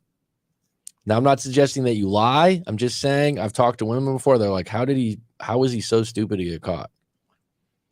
That being said, if you're going to continue on doing it, it's your guilt that's bothering you and you have to tell the truth or you get caught. Whatever it is, when you try to get back together, there's a faction of women or men when it's cheating that just will never let that go. It'll never be the same. They'll never trust you the same. They'll always come back to that. They'll just always come back to it. And they'll always have it in the back of their head and they have it as a back pocket thing. So this is the thing about relationships. You get into some things, you bicker, you have some problems, someone's had a bad day, whatever. And someone takes it out of their back pocket and they drop it on the fucking counter and they go, remember when you cheated? And now it's like negotiations are off, you win. That was extreme. And so it just never quits. All right. Miguel, who was on earlier, ironically was in a cheating situation. If you care about her and you have a high moral value code and you feel like you're doing something wrong, you're telling the truth for you, for your morals and values. You also, there's a chance that you could get caught. Like the thing is, the longer you cheat, the more chance you're going to get caught. Okay. The more chance you're going to get caught. Like there's a client of mine, she's a female, she's working at a doctor's office and hooking up with a doctor. And I think she was a receptionist of some sort. And she was like, look, I'm not going to tell my husband, but if he asks, I'll tell him the truth. But he knew, like the way we talked about it, like he knew it was a special, unique situation. He could no longer have intimacy due to some issues. She had been dormant for like 6 years. This is a real story. So this is where you hear a story and you're like, oh, that could make sense. The bottom line is now you're looking back, oh, I should have never told her. Yeah, but you would have still been eaten up by the fact maybe she knows, maybe she doesn't know, maybe she finds out later. The problem is you're cheating because you're not 100% satisfied, or you're cheating because that's just what you do, or you're cheating because temptation got the best of you. See how there's so many different grades of this? This is why if we did a live coaching session, we get to the bottom of it.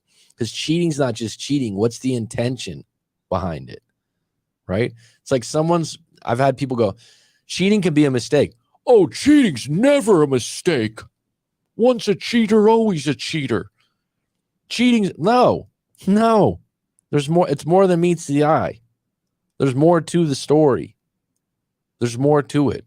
Someone goes out, they go see a ball game, they get drunk with their friends, they go out to a bar afterwards, they hook up with someone, and they're like, they wake up the next morning, they're like, oh my God, what did I do?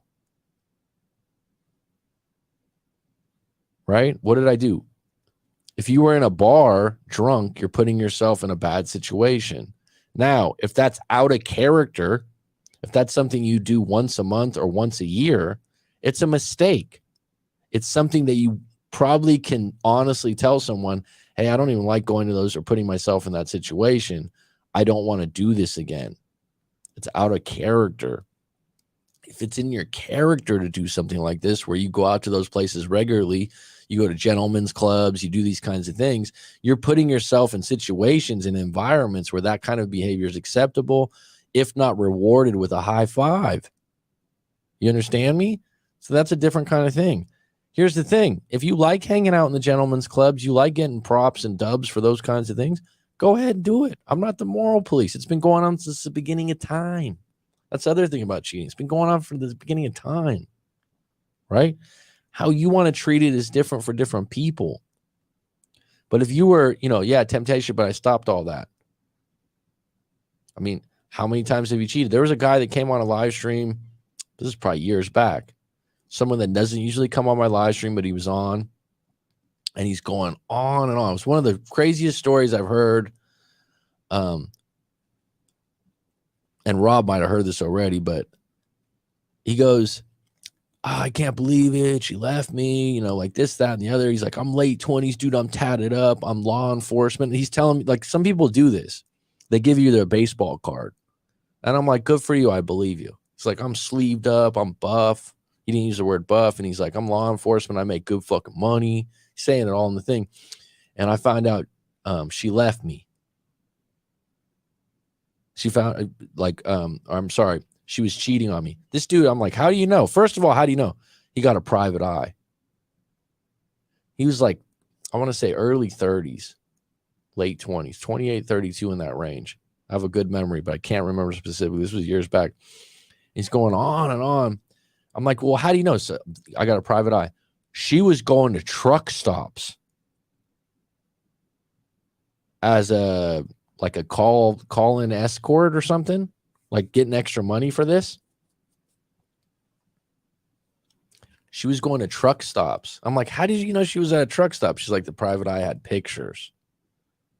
Here's the other part to it. She was like 21 or 22. And he was, like I said, 10 years older. That's what I mean. The truck stop thing, I'm like, some people make up stuff because they're bitter and they're angry. He's like, nah. And he was from a part of California I know where there's a lot of truck stops in the area because I grew up in Northern California. I was just outside the Bay Area.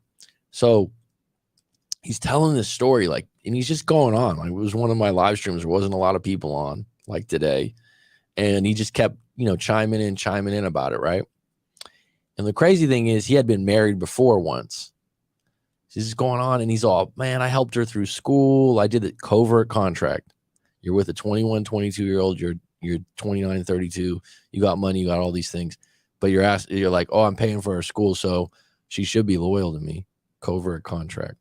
Now, a lot of times what people don't realize, how long were you together? He's like, oh, 9 months or a year. But I was you were really attracted to her, and you guys had excellent intimacy. You didn't know her. I just had a client earlier this month. It's like, we've been together 7 months. You're still learning each other. You think you got everything. You think you know that person inside and out. Not everyone shows their cards. And sometimes it's situational. She was doing that for money, right? Is it that outlandish to find something like that out? No, it's completely possible. She probably was getting good money for it, meeting the truckers. Now, here's the ironic thing. Are you still with me, Stock Strategies? Here's the ironic thing. I asked the guy, well, have you ever cheated? Because he was going on for 45 minutes about like, oh, like she was in these truck stops. He goes, oh man, you got me. What? And he was going on for most of the live stream complaining about being cheated on. He's like, yeah, I cheated on my wife. That we ended up getting divorced. You got me. Yeah, it's karma. What goes around. I'm not here to tell you that. I'm just here to tell you it's very human. It happens a lot. How it happens and why it happens, because there's plenty of relationships out there where someone will say, you know what? You got a free pass on this one. My dad always had a girlfriend. I know what it's like. I don't know. People make sense of things all the time. The idea that she didn't want to know, it still doesn't mean that it was the right thing to do, or it wouldn't eat you up that you did it. And then on top of that, like if you don't stop the bleeding and tell the truth for you, like I said, at some point it's going to surface later on. Right? But there's plenty of people that go, yeah. You want to call in?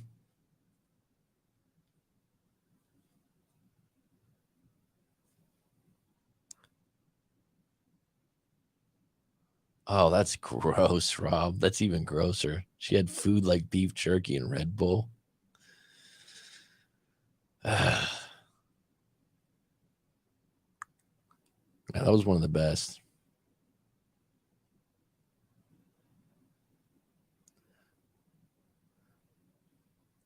So Rye Flynn said, I'd rather never know.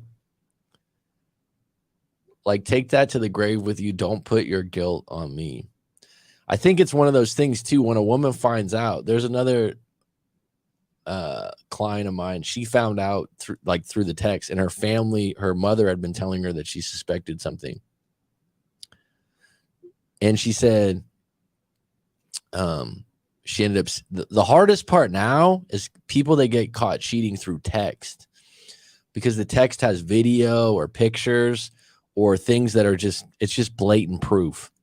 There's no like, oh, maybe they're doing this. And if they're talking sweet or doing something dirty with someone else, it's just hard for someone to digest mentally. Those are the hard ones really for a lot of people, because you just can't get away from it. And everything's there.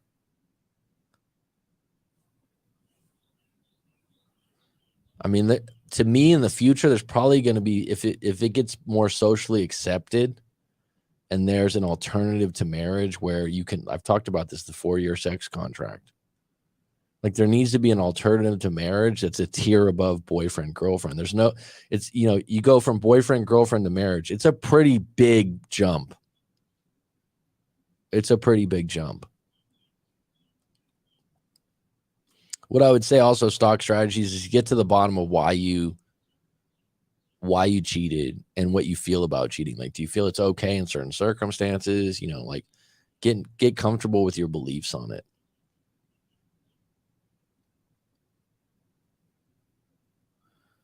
Well, we'll rather never know. But if the guy cheating brought home some sort of disease, well, there's your consequence. I've mentioned this to some other people. What do you think the best sex is? What do you think it is? Petty Betty? Maybe I should have you on just for this question. What do you think it is? We can do a whole show on this.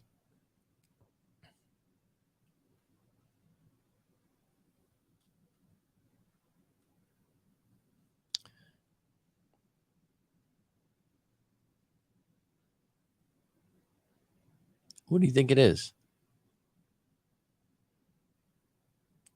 And if you look back, Stock Strategies, Rye Flint, Rob IS, and you look back at all your partners that you had, so we can politically correct say it, right? All your partners that you've had, right?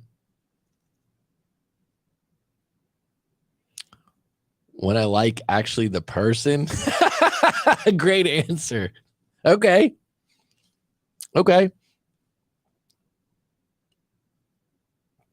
And you look back, right?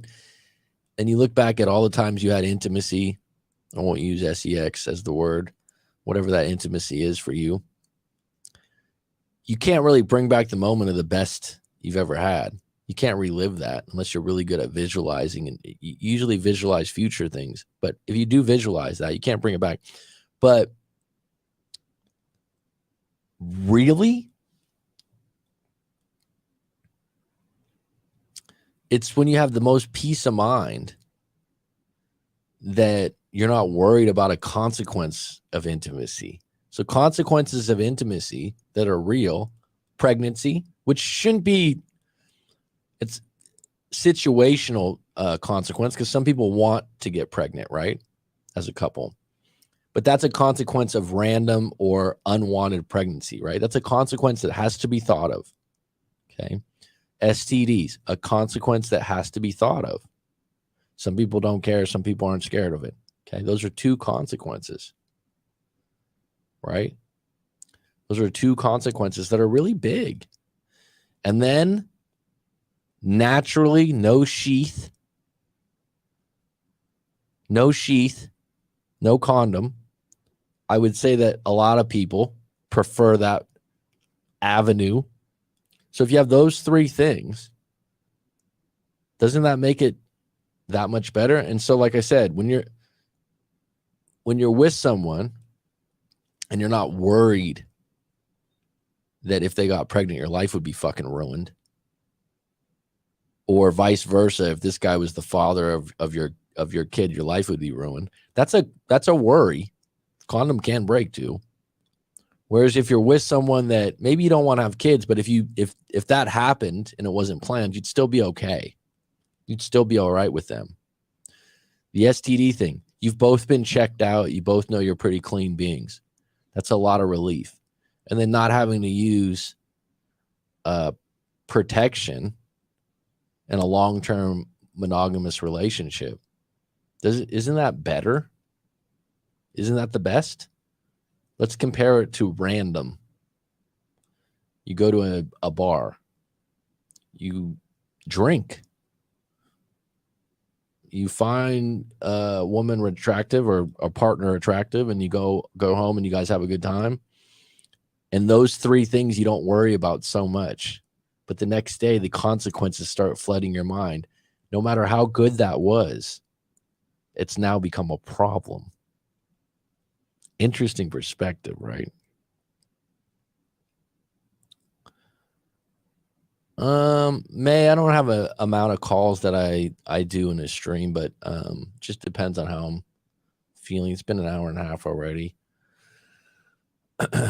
Mary knows that I like to talk to people about specific problems or issues.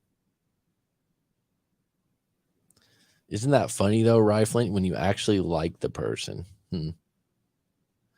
I think that the other thing is that yeah, those three things are underrated. Those three things are underrated.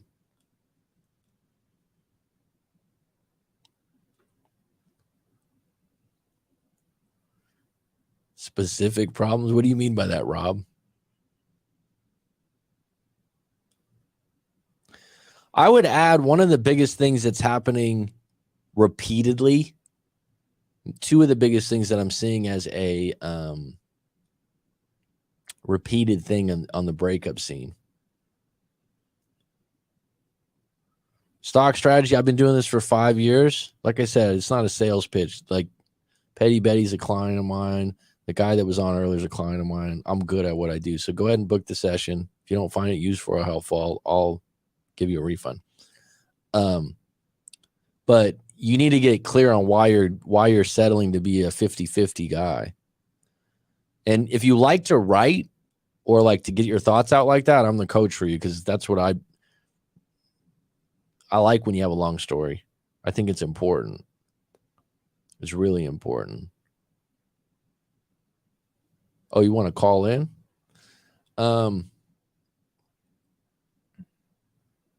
Give me a moment. I mean, it's good to unpack detailed issues as opposed to general topics. Yes. Yes. Yes.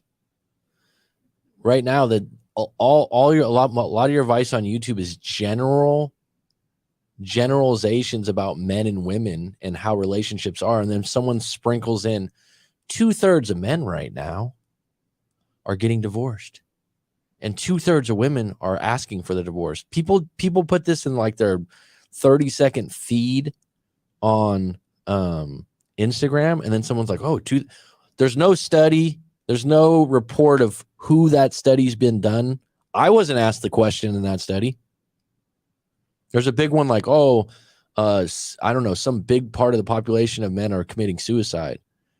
That Fresh and Fit guy always mentioned men are committing suicide right now at the high. It's like, who said this? What was this taken from? The stats are there. In what country, what city, what area, what university did this study? There's holes to all that kind of information. I'm so sick of it.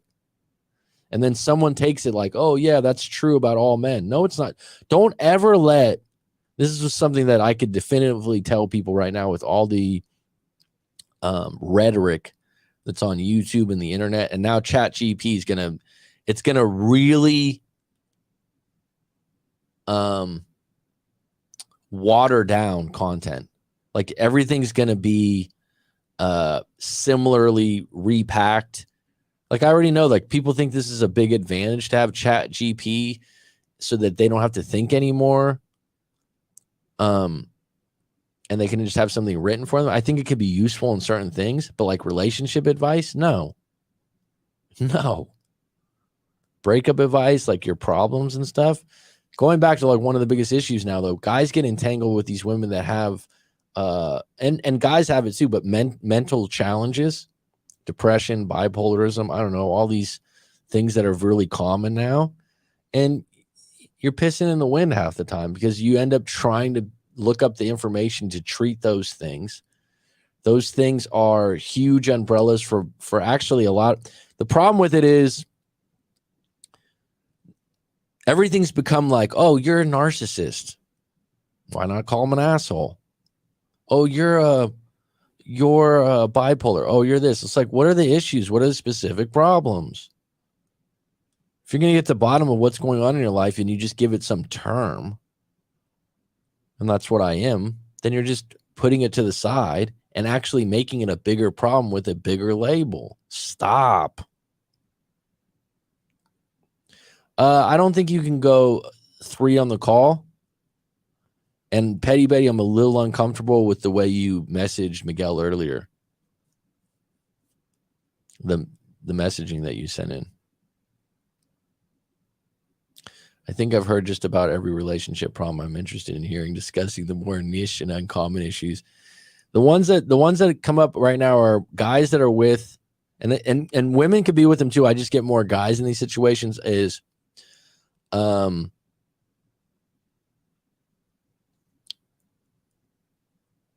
mental issues that aren't going away, alcoholism, that the person's functional and they work, but it's an issue in the relationship. It creates impulsive behavior, but they're not, because they don't live together. They're like, what do you do when you go on a date 2 times a week? You go and get drinks. So it's part of your relationship. Sometimes it makes the intimacy better, but then when the relationship gets deeper, you're like, oh shit, yeah, she kind of drinks too much. How often does she drink? I don't know, 6 days a week. I don't know. She had 4 bottles of wine on Wednesday. Whatever. I'm not the alcoholism police, but that's not going to be a long-term relationship. And the third one is long distance relationships where people have only met one time in 3 years, 2 years. These become patterns. The best thing to do is to go to rightmac.com and book it, Stock Strategies. But tomorrow I can talk to you. I do have a call tomorrow morning. That's why I haven't been doing as many live streams, because let's see here. I'll look it up for you right now. Service with a smile.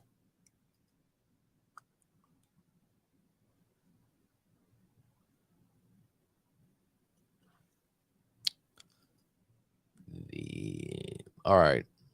So go to rightmac.com and book it. But if you do it tomorrow, you won't be able to because it takes 24 hours. Where are you at in the world, Stock Strategies? What's your time zone?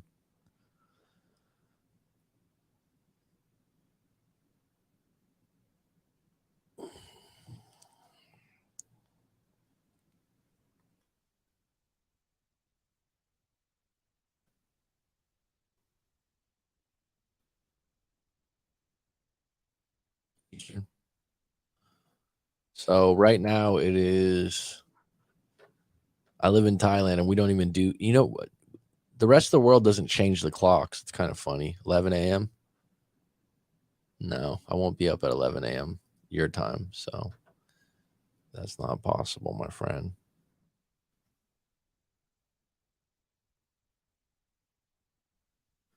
In New York, 12:51. So it's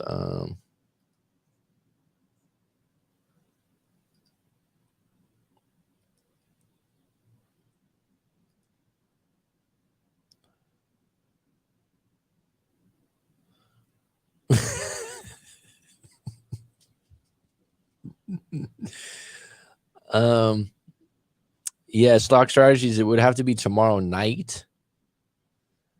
And it would be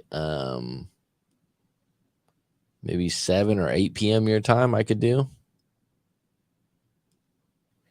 You can email me if you want to confirm that and send your story in.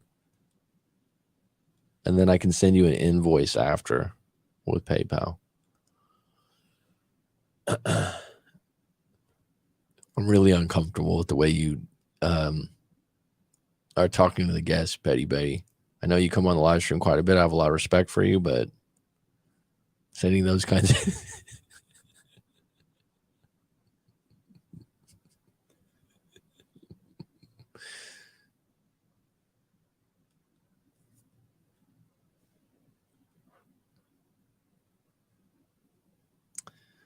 So, Mr. Stock, like I said, you can email me if you want to talk tomorrow, and it would be at night. So, like I said, 7 or 8 p.m. your time. Could be a possibility. And we can confirm that through email. If you wanted to call in right now, and just talk surface based, the thing about calling in, I'm happy to do it. Like Miguel's a client of mine, and he was open to talking about it. And you can do no video. It's just that if you want to really unpack your breakup uninterrupted, it's better to do a private session if you can, if it's in your budget, right? Some people don't have the extra money. But the talking right now, if you wanted to do a little bit of surface-based stuff, we can talk. But I find people that do it publicly hold back some things.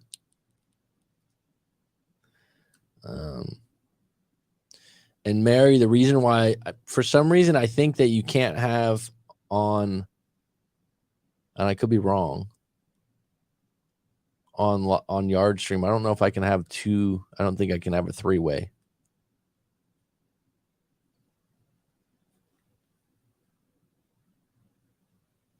Okay, I want to apologize to everyone for wanting to come.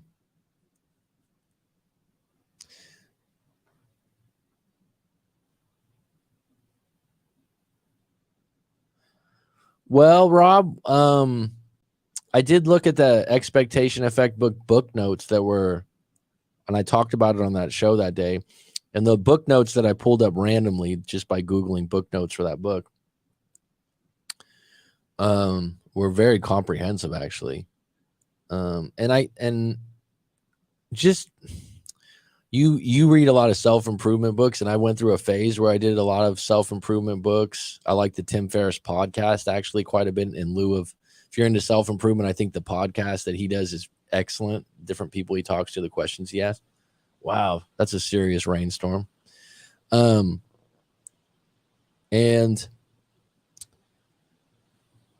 I think it's good, but it comes down to placebo effect. I got the idea. I go in phases with different types of books, and that's right now I'm into past lives, some spiritual books that are interesting, but I'll come back to that at some point. I definitely, one thing I'll say to you, Rob, I agree that expectations form realities. I believe that your beliefs, which is a form of an expectation, are important. I do think your expectations can be too high, but I do believe in I think with relationships, that's more difficult because you don't have control over the other person, but your expectation of doing well on a test or doing well at a job interview, yeah, it's going to affect the outcome. I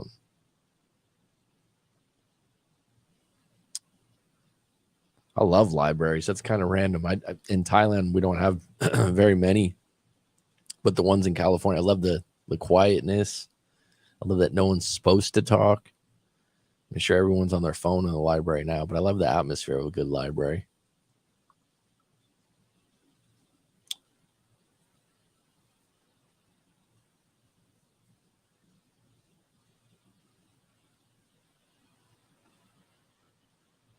Wow, bed bugs at a library in Canada? I always think of you guys as clean people, man.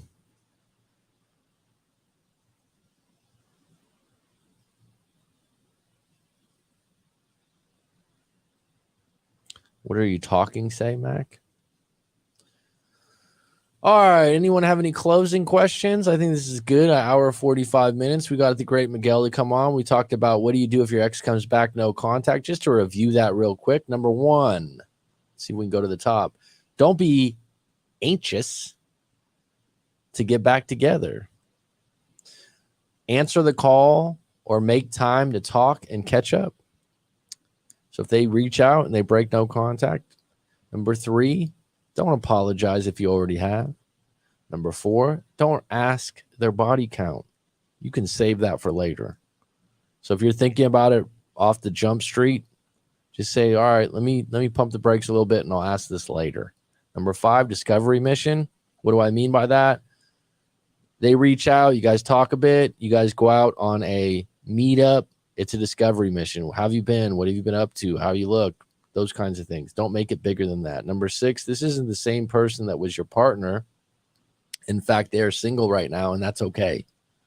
So you need to go into that being okay with the fact that they're not your partner, that they're single. Number seven, were some problems fixed? Did they fix some things that really bothered you before? They never had a car, and now they have a car.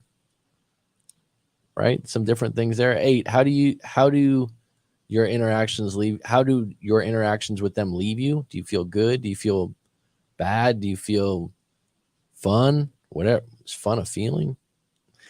9, do they want to reunite? Just curious, or do they want to beat you up for what you did to them? So they want to, is it a curiosity thing? Do they want to get back with you? A lot of times it's curiosity, interest, but they're not sure. It's like trying a new restaurant or something like that. But if they're there to bring up the past and beat you up, be cautious because that's not going away. They still have a little bit in the tank of wanting to beat you up for whatever you did to them or whatever they perceive that you've done to them. After meeting and talking, what do you want? What do you want moving forward? And to me, a lot of times, after you meet up with someone you've been in no contact for a long time, what you want is just another date or another time to meet up to get more discovery. Don't go 0 to 100. It should be another date. It should be another interaction. Oh, I'm sorry. Stock Strategies, I missed your 1999 super chat. Been together 2.5 years. She never trusted me, even if I didn't do anything. So I guess that led me to cheating. She tried to get over it. Couldn't. We broke up for 3 months. Been talking for a month. We've been seeing.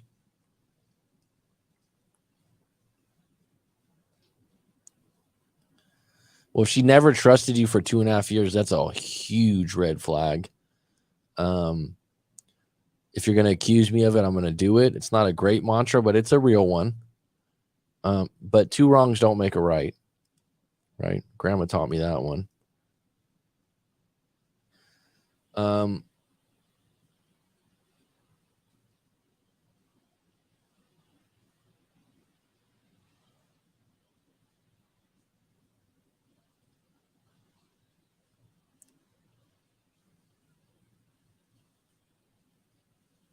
She met this bartender. I didn't see this super chat earlier, Petty Betty. I was just going through it.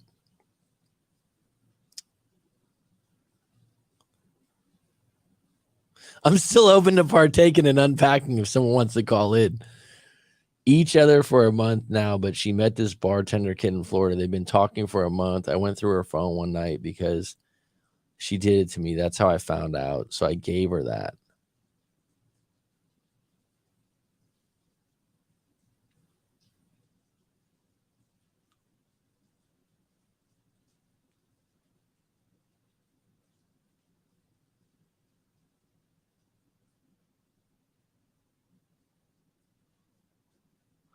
I would, but I'm punished today. What does that mean? I'm punished today. Oh, about that.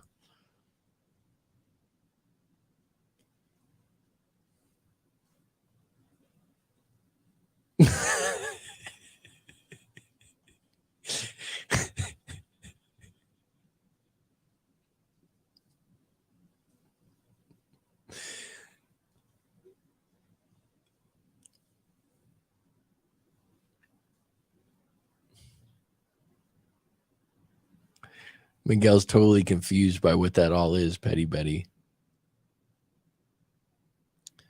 I was teasing Petty Betty earlier about a comment she made to you while you were talking that was a little offensive, a little dirty, a little over the top. And now again, yeah, it's my. I mean, these innuendos.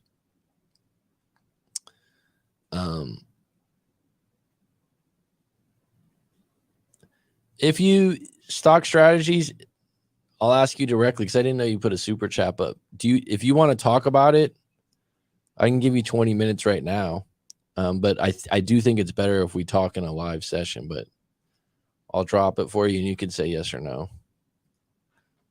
And this is really a prime example because I don't know if you know my work, stock strategies, but I can give you responses to those things, but it'll be very surface based, that she's been together 2.5 years. But like if she's never trusted you, that's an issue that she has with herself, because in relationships, you got to give the benefit of the doubt to start. But if you're suspicious of someone you're with from Jump Street, from the get-go, is that on you? Is that a history of who you are in relationships, or are you doing things like working at a nightclub or have 10,000 followers on Instagram and your Speedos? I don't know. That's a different ball game.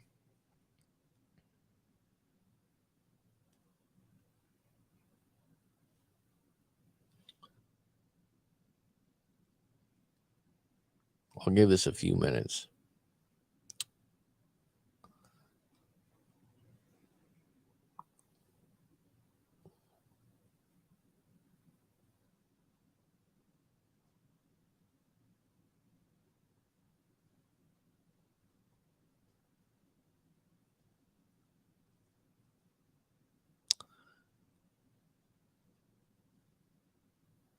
Do you want to talk on the live stream, or you want to set up a private chat?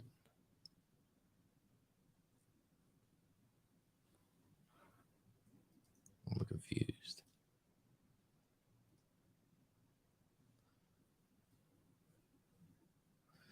And by the way, when you come on the live stream for this, you don't have to show your face, so you can turn your video off. So a lot of times people,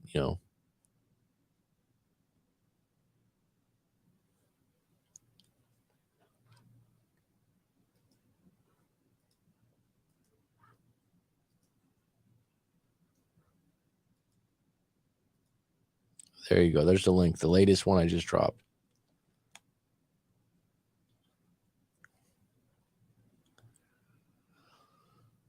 We can talk about it a little bit now, and then if you want to do a session after and get like more detailed, that's possible too. But the crowd's calling for you, my friend. Let me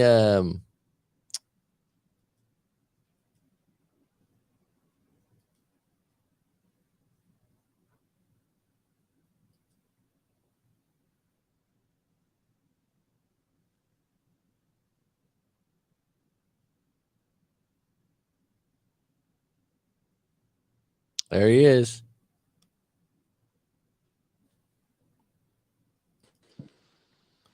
You hear me? Now I can. Okay, All right, cool. cool. So your video's not on, which I think is what you want. so you just know that it didn't show up because some people are. Yeah, no, that's cool. That's cool. I've had people come on the live stream before that had their video on, and then I get 10 emails in the morning like, please take it down immediately. I can't, and I'm like, you knew it was like my whole email inbox is like, please, I'll pay. And I'm like, you don't have to pay me. So I always have to tell people it's okay. It's okay. All right, bud. So where are you at in the world, if I may ask? Yeah, I mean, I trade stocks. That's like what I do. Been doing that for a few years. Futures like Tesla, Apple, bunch of options, stuff like that. So, but now, yeah, I've been like dating this girl for like 2.5 years. Like, and she was so obsessed with me. Like at first, it was like crazy, but and then she found out I cheated. Like she was just always. I mean, she was always so on top of me about like everything, and I'm like fuck that, like. But I don't know, like there's just something about her. I don't know what it is, but I did that, and like she had all the proof. I had to admit it. She kept grilling me about it, so I did. And like ever since then, she's tried to get over it. She can't. We broke up. She like went through my phone a bunch of times, like trying to find like girls I was talking to and all. You know what I'm saying? And like I did, but like. But since then, I really haven't. Like I've been completely dedicated, like to her, whatever. I don't know. I guess she doesn't want to believe it, and fucking, And then I went through her phone and on like one trip because she did it to me, so I did it back. And then I saw all that crap. She's talking to this bartender from Florida, whatever. And now then like that's why, and we've been like talking and hanging out this whole time for like a while. Every day, like working out, like everything's normal. So it's like, I literally told her like yesterday, I'm like, like you either choose between like me, like, this other dude or what, like, or else like I'm done with this, So how old is she? She's 23. Okay. How old are you? 26. Okay. It's just usually the, women in this age range, you're not going to be the last guy she's ever with. In most cases, right? It's kind of hard to think about it that way, but you know what I mean. Yeah. On a scale of 1 to 10, what's your attraction to her? Like fit, like just overall? Just on a 1 to 10, yeah, your attraction, like physical attraction, whatever number comes to your mind. Like a 9. Okay, so your attraction's really high. So this is what's carrying the weight. So when you're like, I don't know what it is, that's what it is, dude. Right. The connection, chemistry, like how you guys get on with talking, conversations, scale of 1 to 10, what's that? Oh, that's probably a 10. Like we have a real good vibe. Like we like the same music, like all that. Like a lot of similarities. That's what I mean by chemistry, vibe. Same thing. Like you guys have. Not everyone has that, right? No, so for sure, good chemistry. So so here's the big one. What's the trust? 0. Okay, so there's your conflict, right? You got two to the 3. Trust is the most important. It takes the most time. It's evidence based, right? Like traction just kind of happens. But attraction for men and women, but especially men, they'll put up with a lot of shit if their attraction's high and the intimacy. Yeah, right. So like you're in your 20s, it should be good. You haven't mentioned it as a problem, so it's not a problem. Not a problem. So, yeah. So there you go. So you've been together 2.5 years. You live together? No. Okay. So you see each other like 2 to 3 times a week, or? It was like every day. Like when I'm telling you, like she was like obsessed. Like that's she would call me all the time, nonstop, blah blah blah. Like what's her relationships like prior to you? She's had like 18 other boyfriends. Okay, well there you go. Where there's smoke, there's fire, bro. So like you're next. What were her reasons for breaking up with the other guys? But I mean, we've been together for 3 years though. Like all her other relationships were like not as long as this. What does she describe them as? Oh, they used me. Oh, they never cared about me. What's her take on what happened? Yeah, I guess you can say that. Like, I haven't really talked about it because I don't really want to know and like get okay, that's that. Okay. But I don't. I mean, I've never asked her about it. But maybe what's her relationship like with her parents? Like her dad's like totally over controlling on her. Like her mom's kind of like a promiscuous woman. They're still together though? No, they're divorced. So the mom's I could the mom's promiscuous, and I would say probably decent looking for her age. Yeah, for sure. Right. All right. Well, then there's your role model. So if your girl, I'm just gonna guess is a little bit on the flirtatious side. No, I mean, no, that's the crazy part. Like when she was like, when we were together, like, no, she really was like really loyal. But then, like, I guess her being single now for 3 months, like, you know, and like she's doing whatever, talking to whoever she wants. And I get it. We're obviously broken up. That's fine and all that. But like, then she just kept lying to me about it.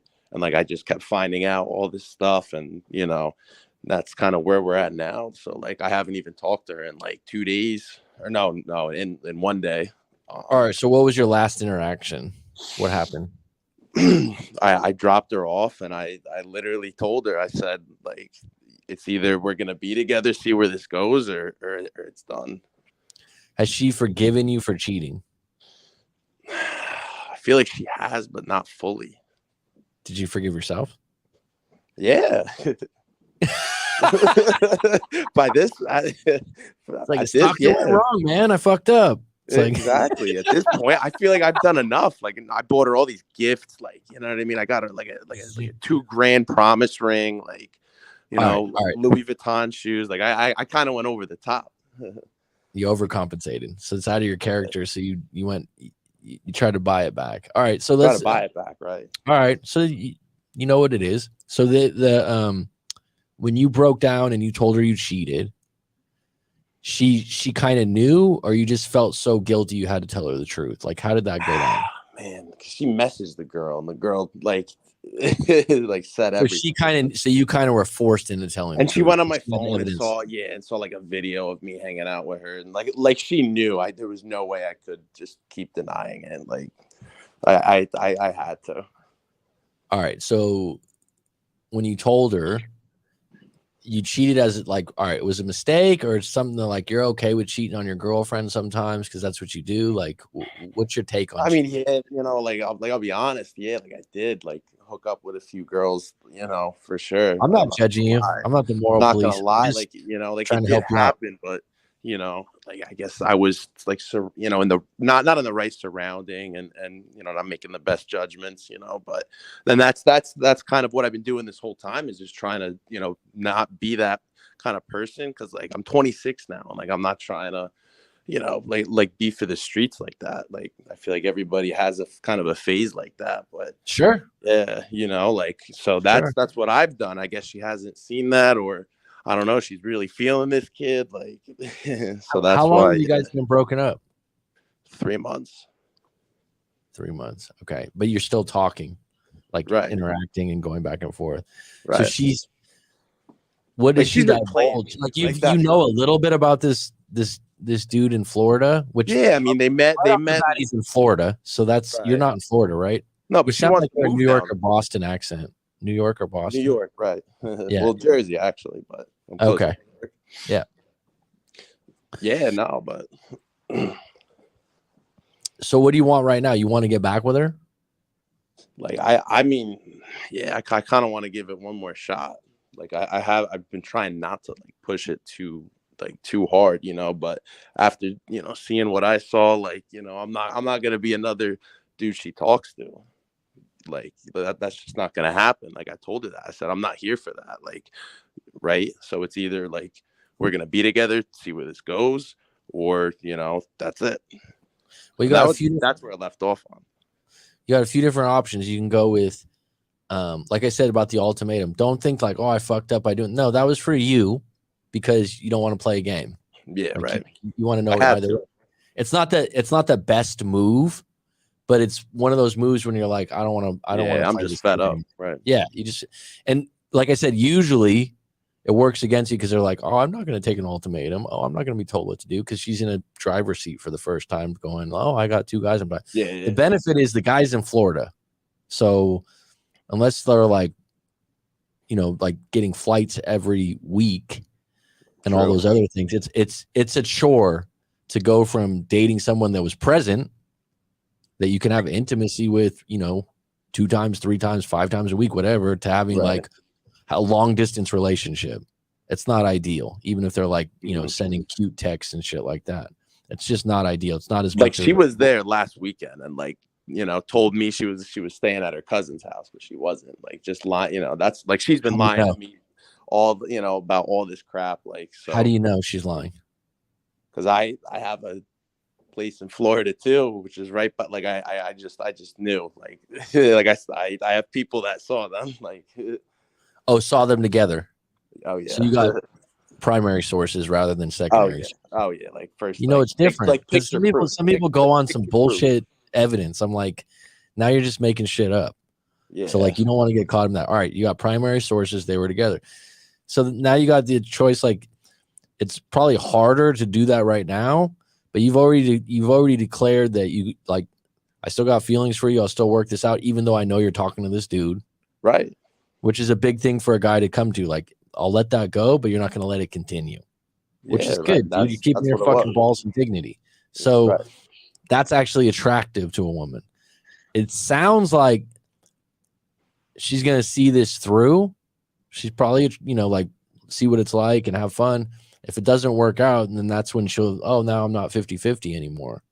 So you think she's gonna go to him? I think that the odds of it being a long-term thing are against it just because of the distance, unless she really wants to move to Florida or something. She does want to move to Florida. Like she went there for, no one likes Florida. For a job interview and everything. Yeah. No. Well, that's different. So I'm not telling you to get out in front of that and assume she's going to move there. But if she did move there, it's curtains. You're not going to, you live in New York or New Jersey. You're not going to do a long distance relationship. So, yeah, right. And then neither she. Yeah. So if she did that and she wanted to move there, then that would be like, all right, I'm done. If she wants to work on it, you've already conveyed that to her. You've already given her those options. You've already fell on the sword and told the truth about the shit. And like you said earlier, maybe I shouldn't have told her the truth. You know what? If she was halfway there, it was going to come out anyways. That's what I said earlier that you didn't tell me, but for sure. You know what I'm saying? Like if she's on to it, then you got to tell the truth. That being said, it sounds like you didn't feel too bad about cheating because you're like, oh no, I don't feel guilty about it. So well, now I do because like of the consequence. Maybe that made me look at it in a different perspective. Yeah. And now, you know, and I really, I like ever since she found that, like, you know, I really have been trying to be that person that doesn't do that, you know, and I haven't, you know, so yeah. Why does she want to move to Florida? Because she's always wanted to live there, or because of that guy, you think? I think it's because she lost like some friendships with her like girlfriends or whatever. Like she, you know, she has her own personal problems that, you know, that she's dealing with. She lost the friendships. You mean locally or in Florida? Like her like best girlfriends, like they're no longer friends, like that, you know, combined with our breakup, like she, you know, that's like her reasoning for girl trauma at 23. Oh my god. Yeah, dude, what else would you you know what I mean? That's how it goes. It's like, it's funny too. It's like when you hear about girl trauma and you're in a relationship and you're like, and it's going on. It's funny. Like Corey Wayne always says, you just listen. You know, like you like don't add anything. But like you sit there and you'll listen to some stuff and you'll go, and because you know something else is coming. And right. and so it sounds like to be honest with you, you seem like you're doing well for yourself. You're not that broken up over the fact that you did cheat. You feel like it's bad now. You're 26, so you're at the prime of your life. You sound like you're making good money. You sound like you're doing well for yourself. So you got, if you are gonna stand alone, you could fucking handle it. So when you're teeter-tottering in your mind, like, fuck, I might lose this girl, or I really want her, or this or that, come back to the fact that even though she might move to Florida, I'm okay. I'm gonna be fine. Like, I still got my friends, I still got my money, I got this, I got that. Come back to like, you're gonna be okay, because what you're doing is when you've interacted with her, you're overcompensating for, oh, I bought her all this stuff, and maybe that's what she values. Does she value stuff like that? She says she doesn't, but she likes that stuff. So like she's okay. She's a mind fuck. She's not. Because you know what I mean. There's some women that are not materialistic, so that wouldn't work. So you buying those expensive items can turn someone off if that's not their thing. So you're saying actually she likes it. So you know her better than I do. You've already tried that. You've said sorry.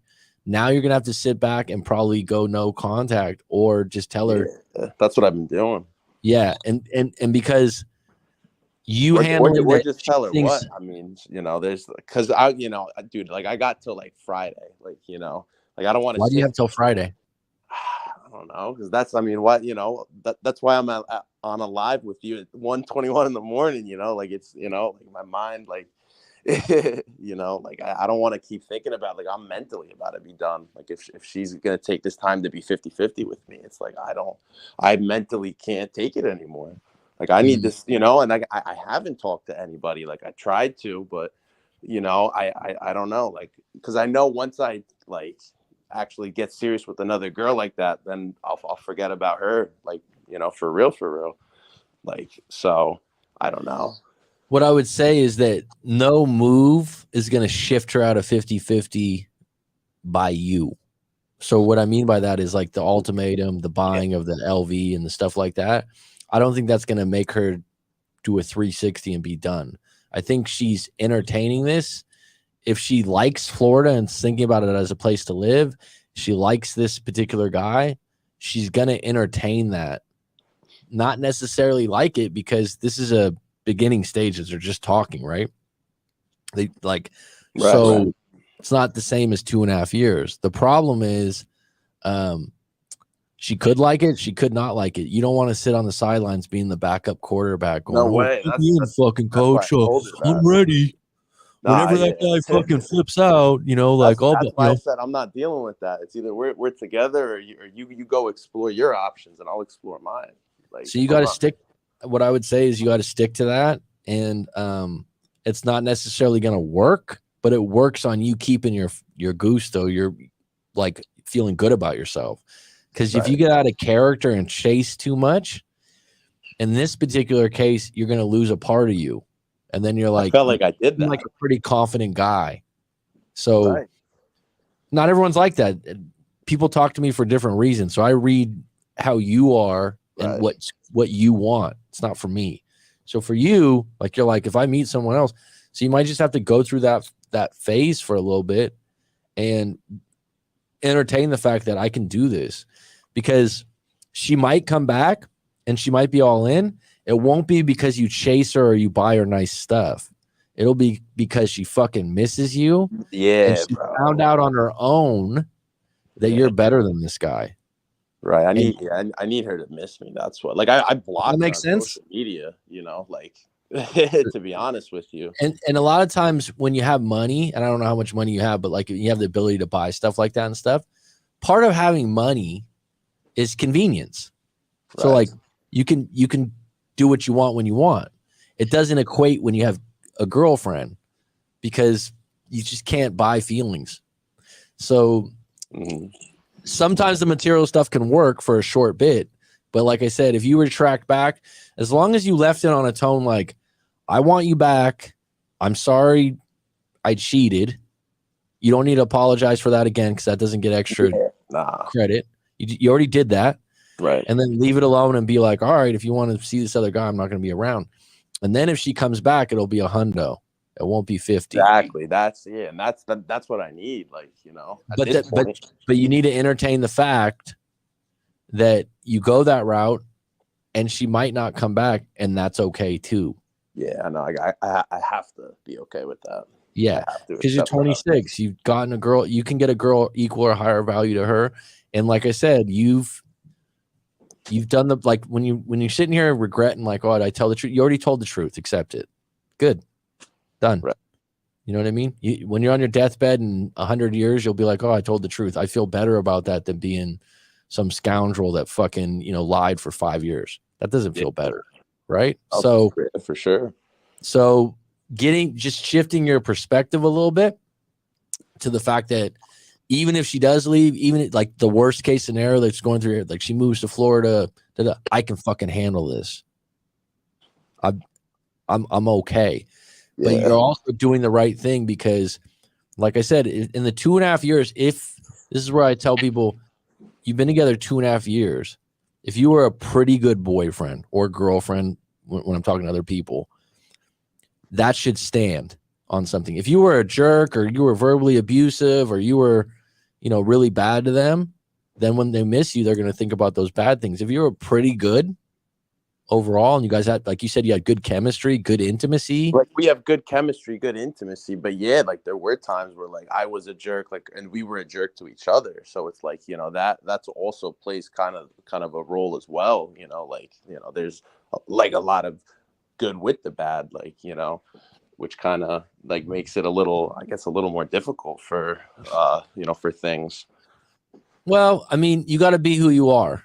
So, if that's how your relationship was, as long as you know the boundaries of like abuse and different things like that. If you guys are, you got the dichotomy of you're the more masculine, then she's the feminine, and you guys had some arguments and stuff, you could, you know what I mean? There's a line where, there's mass manipulation or someone stole money. Like there's all kinds of big things. But if you guys had a pretty good relationship and you feel like she's still attracted to you, because if you cheated on her and she's still 50% wanting you, she's attracted to you. Attraction is powerful. Yeah, she is, right. But she told me, like, and like my birthday, was last weekend. We were, we went out, whatever. And like, she said, like, she loves me, but she's not in love with me. You know what I'm saying? Like, and she said that a couple of times. So it's like, I don't even know. I don't know if I should just, totally drop her, start to get over her, or hopefully this ultimatum will, we'll give it one more shot. Like, yeah. I would say that if you're going to, at this point, it sounds like for you to pretty much go into no contact and let her, if she's going to miss you, because you like to communicate, you like to talk through things. Let's talk through it. That hasn't been working. So when you go no contact, which is hard, keep yourself busy. It's going to be like, wait a minute. Did he really not? Is he, 1 week, is he really not going to call me? Because it's going to be a void for her because you've been giving her that attention. Now, if you think that's a risk because the other guy's going to get this time with her, you're just playing the wrong game. The game is to be played. I'm 26 years old. I take care of myself. I got, whatever it is about yourself that you're doing well. Yeah, I mean, I got everything she wants. Like, she wants to move to Florida. I have another house right where she wants to be on the bay, So it's just correct yourself. I got everything I want for me as an individual. I'm not telling you to be selfish. I'm saying that stands alone with you. So stand on that with confidence rather than, hey, look what I have, or like, hey, look what I bought you. Hey, let me change your mind. If she loves you, she can fall back in love with you, but it'll take time on her time. Okay. So that's what that does that make sense? Sort of. Yeah. No, I get what you're saying with that. I don't think you're going to talk her into it. But it takes time. No, right. Yeah. You're not going to talk her into it or make a sweet move because there's someone else in the picture. So, and just knowing that you can bet on yourself too. Like you're this isn't water in the desert, the only woman you'll ever meet in New Jersey. So you're 26. Right. There's going to be a time where you might want to sow your oats again. So like, that's why you cheated. Probably you're in your 20s, man. Yeah, so right. Come on, man. It's like, it's different. So when you look at it, what I'm doing is just redirecting your perspective. So a lot of times when you're in the middle of a breakup and you're hurting, it's like the sink's clogged and you can't think any other way. Let me just get them back. Like let's just fix this. Right. Like, no, let's look at the bigger perspective here. You're 26, you're doing well for yourself. If you were single again, you'll be okay. Preparing your mind for that. Right. Helps if you're going to go into no contact. Trying to be like, all right, I can fix this. I can fix this. This one's tough. You cheated. Now she's seeing someone else. Now you both don't trust each other. You didn't say you didn't say you trusted her at a 5. You said 0. Yeah. Oh, yeah. After what I saw on her phone when I went through it. Oh my God. She lied about everything. Need to start from a different place than where you were at before this shit happened.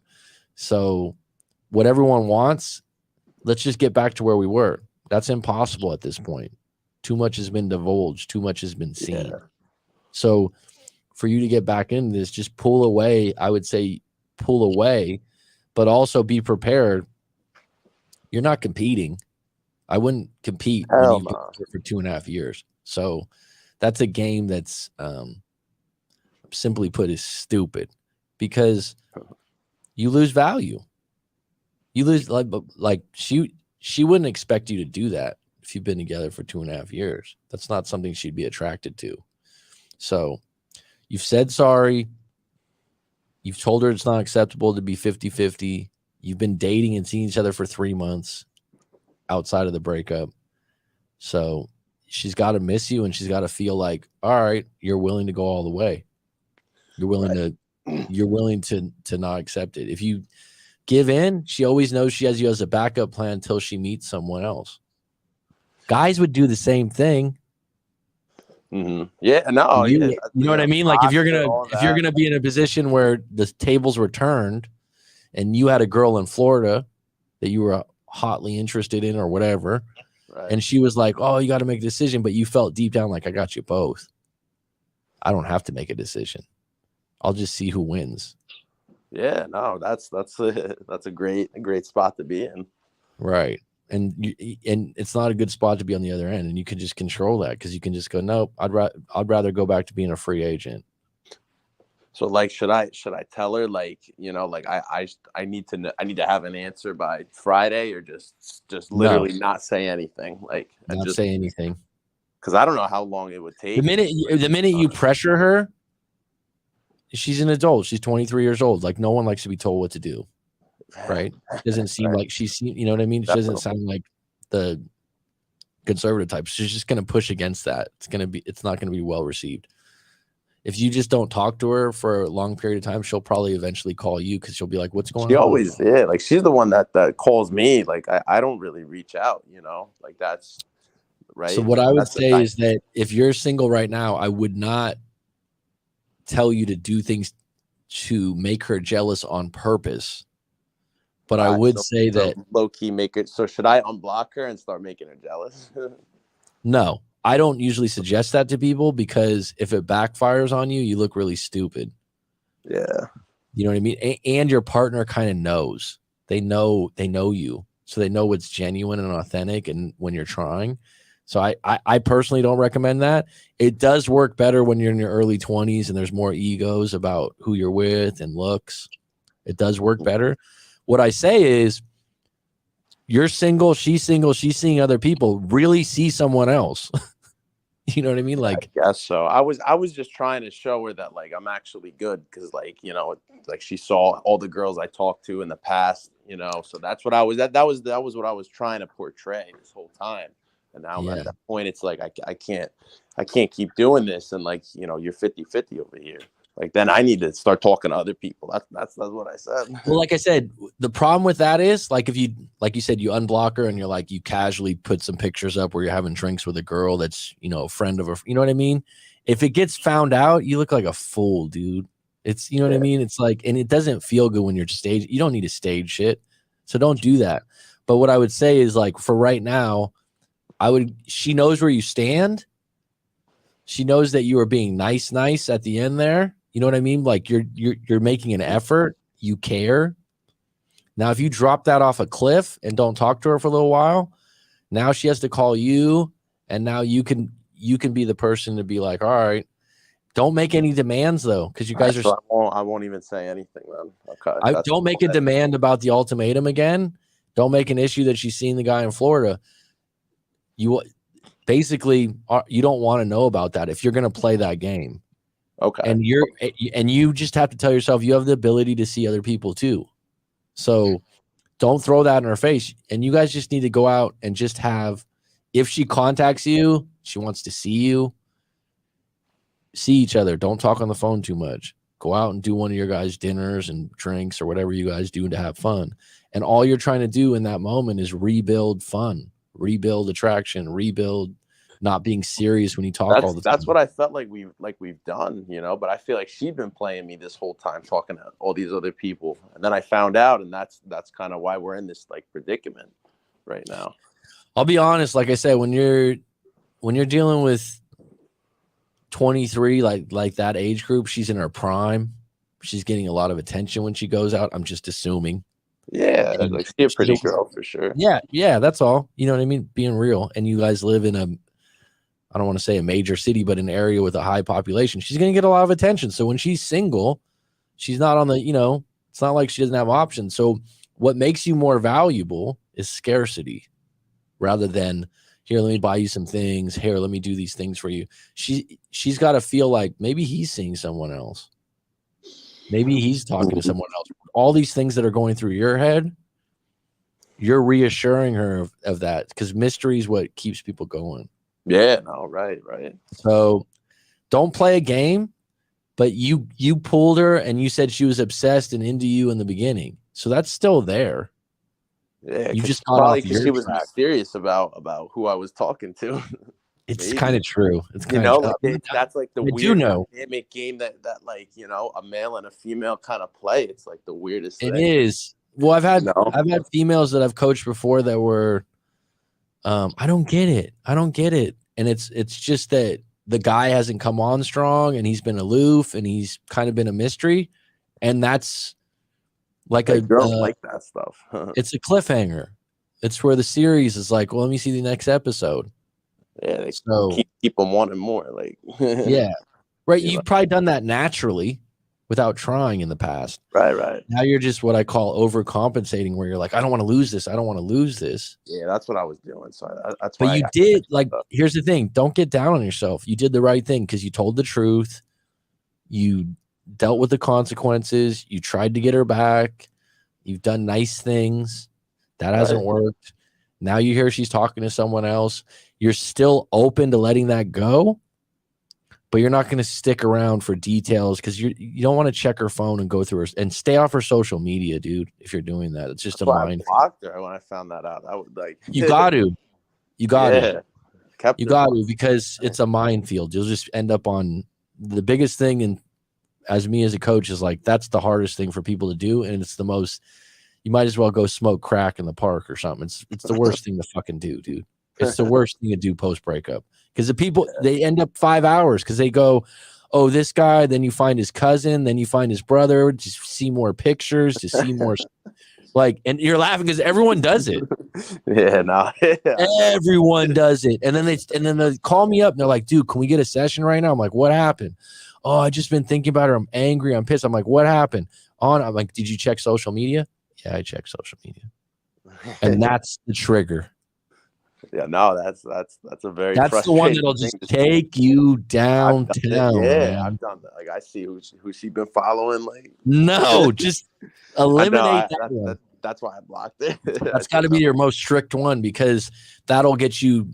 Like as soon as you get that feeling, go to the gym, go for a run, go for a walk, go outside, or like I've told people before, social media fast. Just stay off social media for a month, everyone, and then you just do it as a bigger thing than her. But that one, if you've been doing that, that'll especially if she's seeing someone else, it'll just put your heart in knots. Absolutely. But what if I run into her at the gym? Like what do I do? I would say keep it cordial, curt, and short, meaning like don't be an asshole, but be neutral. Neutral. Does that make sense? Yeah, just keep instead of being like, hey, what have you been up to? You want to go out? Just say, hey, how you doing, hun? Or whatever you say. You don't have to be an ass, but you don't have to be. You got stuff to do. You don't want to sit around hoping that you're getting a conversation with her. Like if someone says to me that was my girlfriend, I love you, but I'm not in love with you anymore.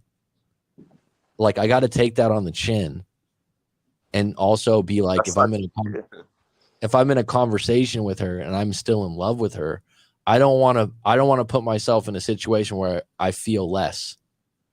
I feel like I'm trying.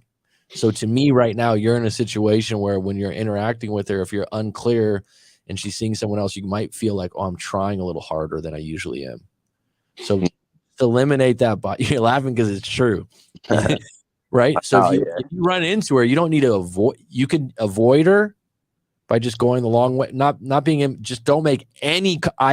Actually, that's probably what I would do. Just make no eye contact with her at all. So she's like, did he even see me? Did he see me? She goes to my gym, and like I know exactly what time she goes. But if you run into each other and you just say, hey, how you doing? And then you and like and go. I should probably be thrown off. She'll be like, what? Yeah. And it's, remember what I said, neutral is different than like asshole.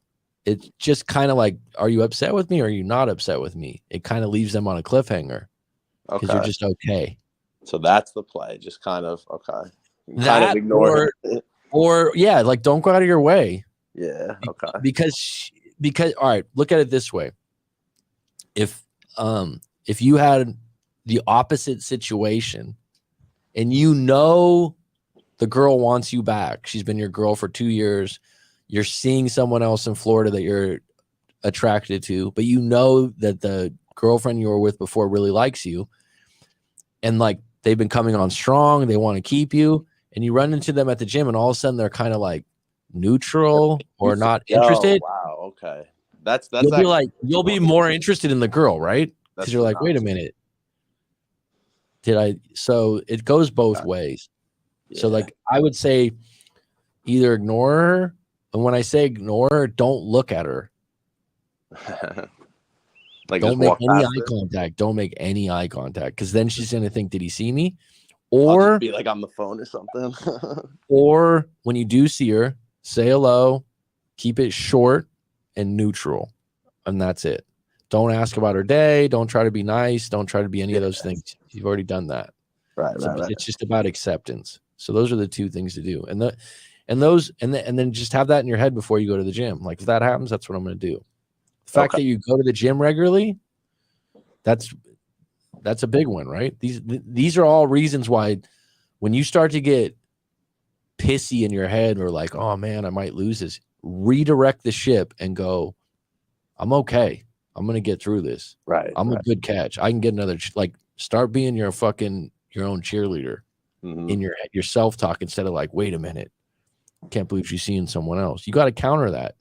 Right. You can do it. It sounds like, because you sound like you got some confidence. There's some other people. I know I can, but I know if I do, like, I'll never be able to have anything with her again, you know, because like at that point, like it just wouldn't make any sense for me like to go back to her after, you know, that's all right. So just doing this a long time, stop using the word never. It's highly dramatic. You know what I mean? Because it's just when your brain says never say never. You're right. Okay. Yeah, like when your brain says that, it's like, oh my God. It's like I'll never see this person again. Just be like, you know, how about this? If I am single again, I'll be okay. That's what you want to revert to. Okay. Because that's the worst case. It's not about losing her. It's not about losing her. And by the way, anyone that's in your life, everyone's a unique human being with different fingerprints, different personalities. So yeah, you won't meet another one like her, but you'll meet someone better. Right. Okay. You live in a major city, dude. You make big money from stocks. Come on. You got a house in Florida. Yeah. There's a lot of other women out there. Yeah. I'm not telling you you're there yet. I'm not telling you to think about this today. I'm telling you, make sure that you're entertaining that part. Like it's a thought in the right. Okay. Yeah, because what happens with the guys that consider themselves quote unquote high value or have a lot going for them, they have a lot of trouble because they're like, I don't get it. I have everything. I have a lot of stuff. Yeah, that's how I feel. I fucking know, dude. I've been doing this a long time. I know you. What are we doing? Like, you're talking to this bartender schmuck. Like what? What's going on? I know. Here? I know the type. Like I help different people from different walks of life. I've been doing this a long time. I know the type. It's hard because you're like, wait a minute. I got 2 houses here. I got fucking stocks. I got this. I got that. I go to the gym. What the fuck did I miss? You were on my dick for fucking 2 years. Yeah, dude. Right? So you're thinking that you need to redirect the ship and go, wait a minute. Let me bet on myself. Let me stop trying to figure out some kind of like special tactic here. Yeah. And if I'm single again, I'm going to be okay, if not better. If you're that great, prove it. So you're not there yet, but when you get there, keep redirecting the ship because actually that's attractive. Yeah. I'm playing. So Riflin said it's ego. If you're more of an ego person, right? And I know that about you, and it's not a bad thing. You can go with it. You're proud of yourself. You do well for yourself. Okay. Fine. It's okay. It's nothing to be right. Negative. It's not a negative. I'm telling you to go with that. If someone came to me and they're like sad, oh, I don't have a job, I don't have this, I would have different advice because they're in a different situation. I'd have different empathy. I would talk to them with a different tone. So for you, that's where you're headed. Is that helpful? No, yeah, no, definitely. Like I need to be okay regardless if I'm with her or not, like, and just accept that. And that's, accept that that's kind of where it is now. It's, she can decide if she wants to be with me, and if not, then that's okay. Well, and then what we can do in the future, if it's still bothering you, you can book a session and we'll go through the whole story. Yeah. One-on-one with the video, and then like unpack it, because even if you're clear on that, you just need your story heard if it's an hour or 2 hours and make you feel better. You went through all of it. For sure. Comb through it, all the little itty bitty details. Well, dude, a year and a half ago she did it. Like, go through it. Go through it. So all right, sounds good, dude. Appreciate your help, brother. No problem, bud. No problem. Thanks for calling in and being vulnerable on the live stream. Yeah, of course, bro. All right. See you, man. All the best. It's ego. What's the city? What city is that? Ego me. Well, you got to realize when you do coaching and stuff, where someone wants to go and where you want to go with your own personality and what you have. And like, he just related to that right away, is that he's proud of a lot of the things that he has. And this is very common in some breakups. And that's why really, I think right when I said, he's like, yeah, that's true. Like, people will have trouble sometimes. Women too, that are highly attractive, get a lot of attention, are good catches, and they believe they are. And by the way, it's good that you believe you're high value or have a lot of good things. I don't think that's bad. But then you got to flip that into, if I'm on my own, I can do this, because the narrative in your head is like, why is this person choosing someone else when I'm better than that other person? That's a game you can't win. If you can go with it and you can go, I'm going to be all right and I'm going to be better than ever, then that you can use it as motivation. So one thing I've learned with psychology is you want to go with your strengths. You want to go with your beliefs, like a stream. We start to dam things up, and it gets more difficult when we go against our own character or our own views of ourselves. Now, if those views are extremely detrimental, then you got to rework them. Like, if someone's like, I'm just dumb, I can't do school, like that's, and they are getting really bad grades and all this, that's something that needs to be reworked, reshaped, and find the bottom line of that. All right. Thank you, Stock Strategies. Feel free to book a session and we can go a little deeper, because even though that was, I don't know, an hour or 45 minutes, you'll probably get more vivid and more detailed if we did a session. So, Rye Flint, you're going to end up being a coach one day, Rye Flint. I can tell.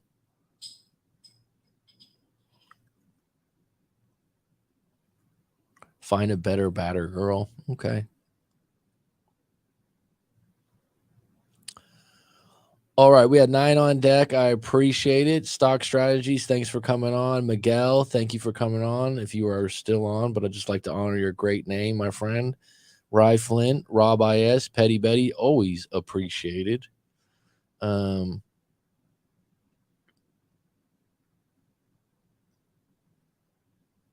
Mac the Healer, thank you. I do my best. And I'm still waiting for your story, Rye Flint. You want to keep it private, it's okay. I know you don't want to air it all out, but you had my attention when you said, oh, I was embarrassed after I wrote the story. Then we got to go over that, hon. We got to go through it. All right, folks, it's been good. It's been grand. It is curtains.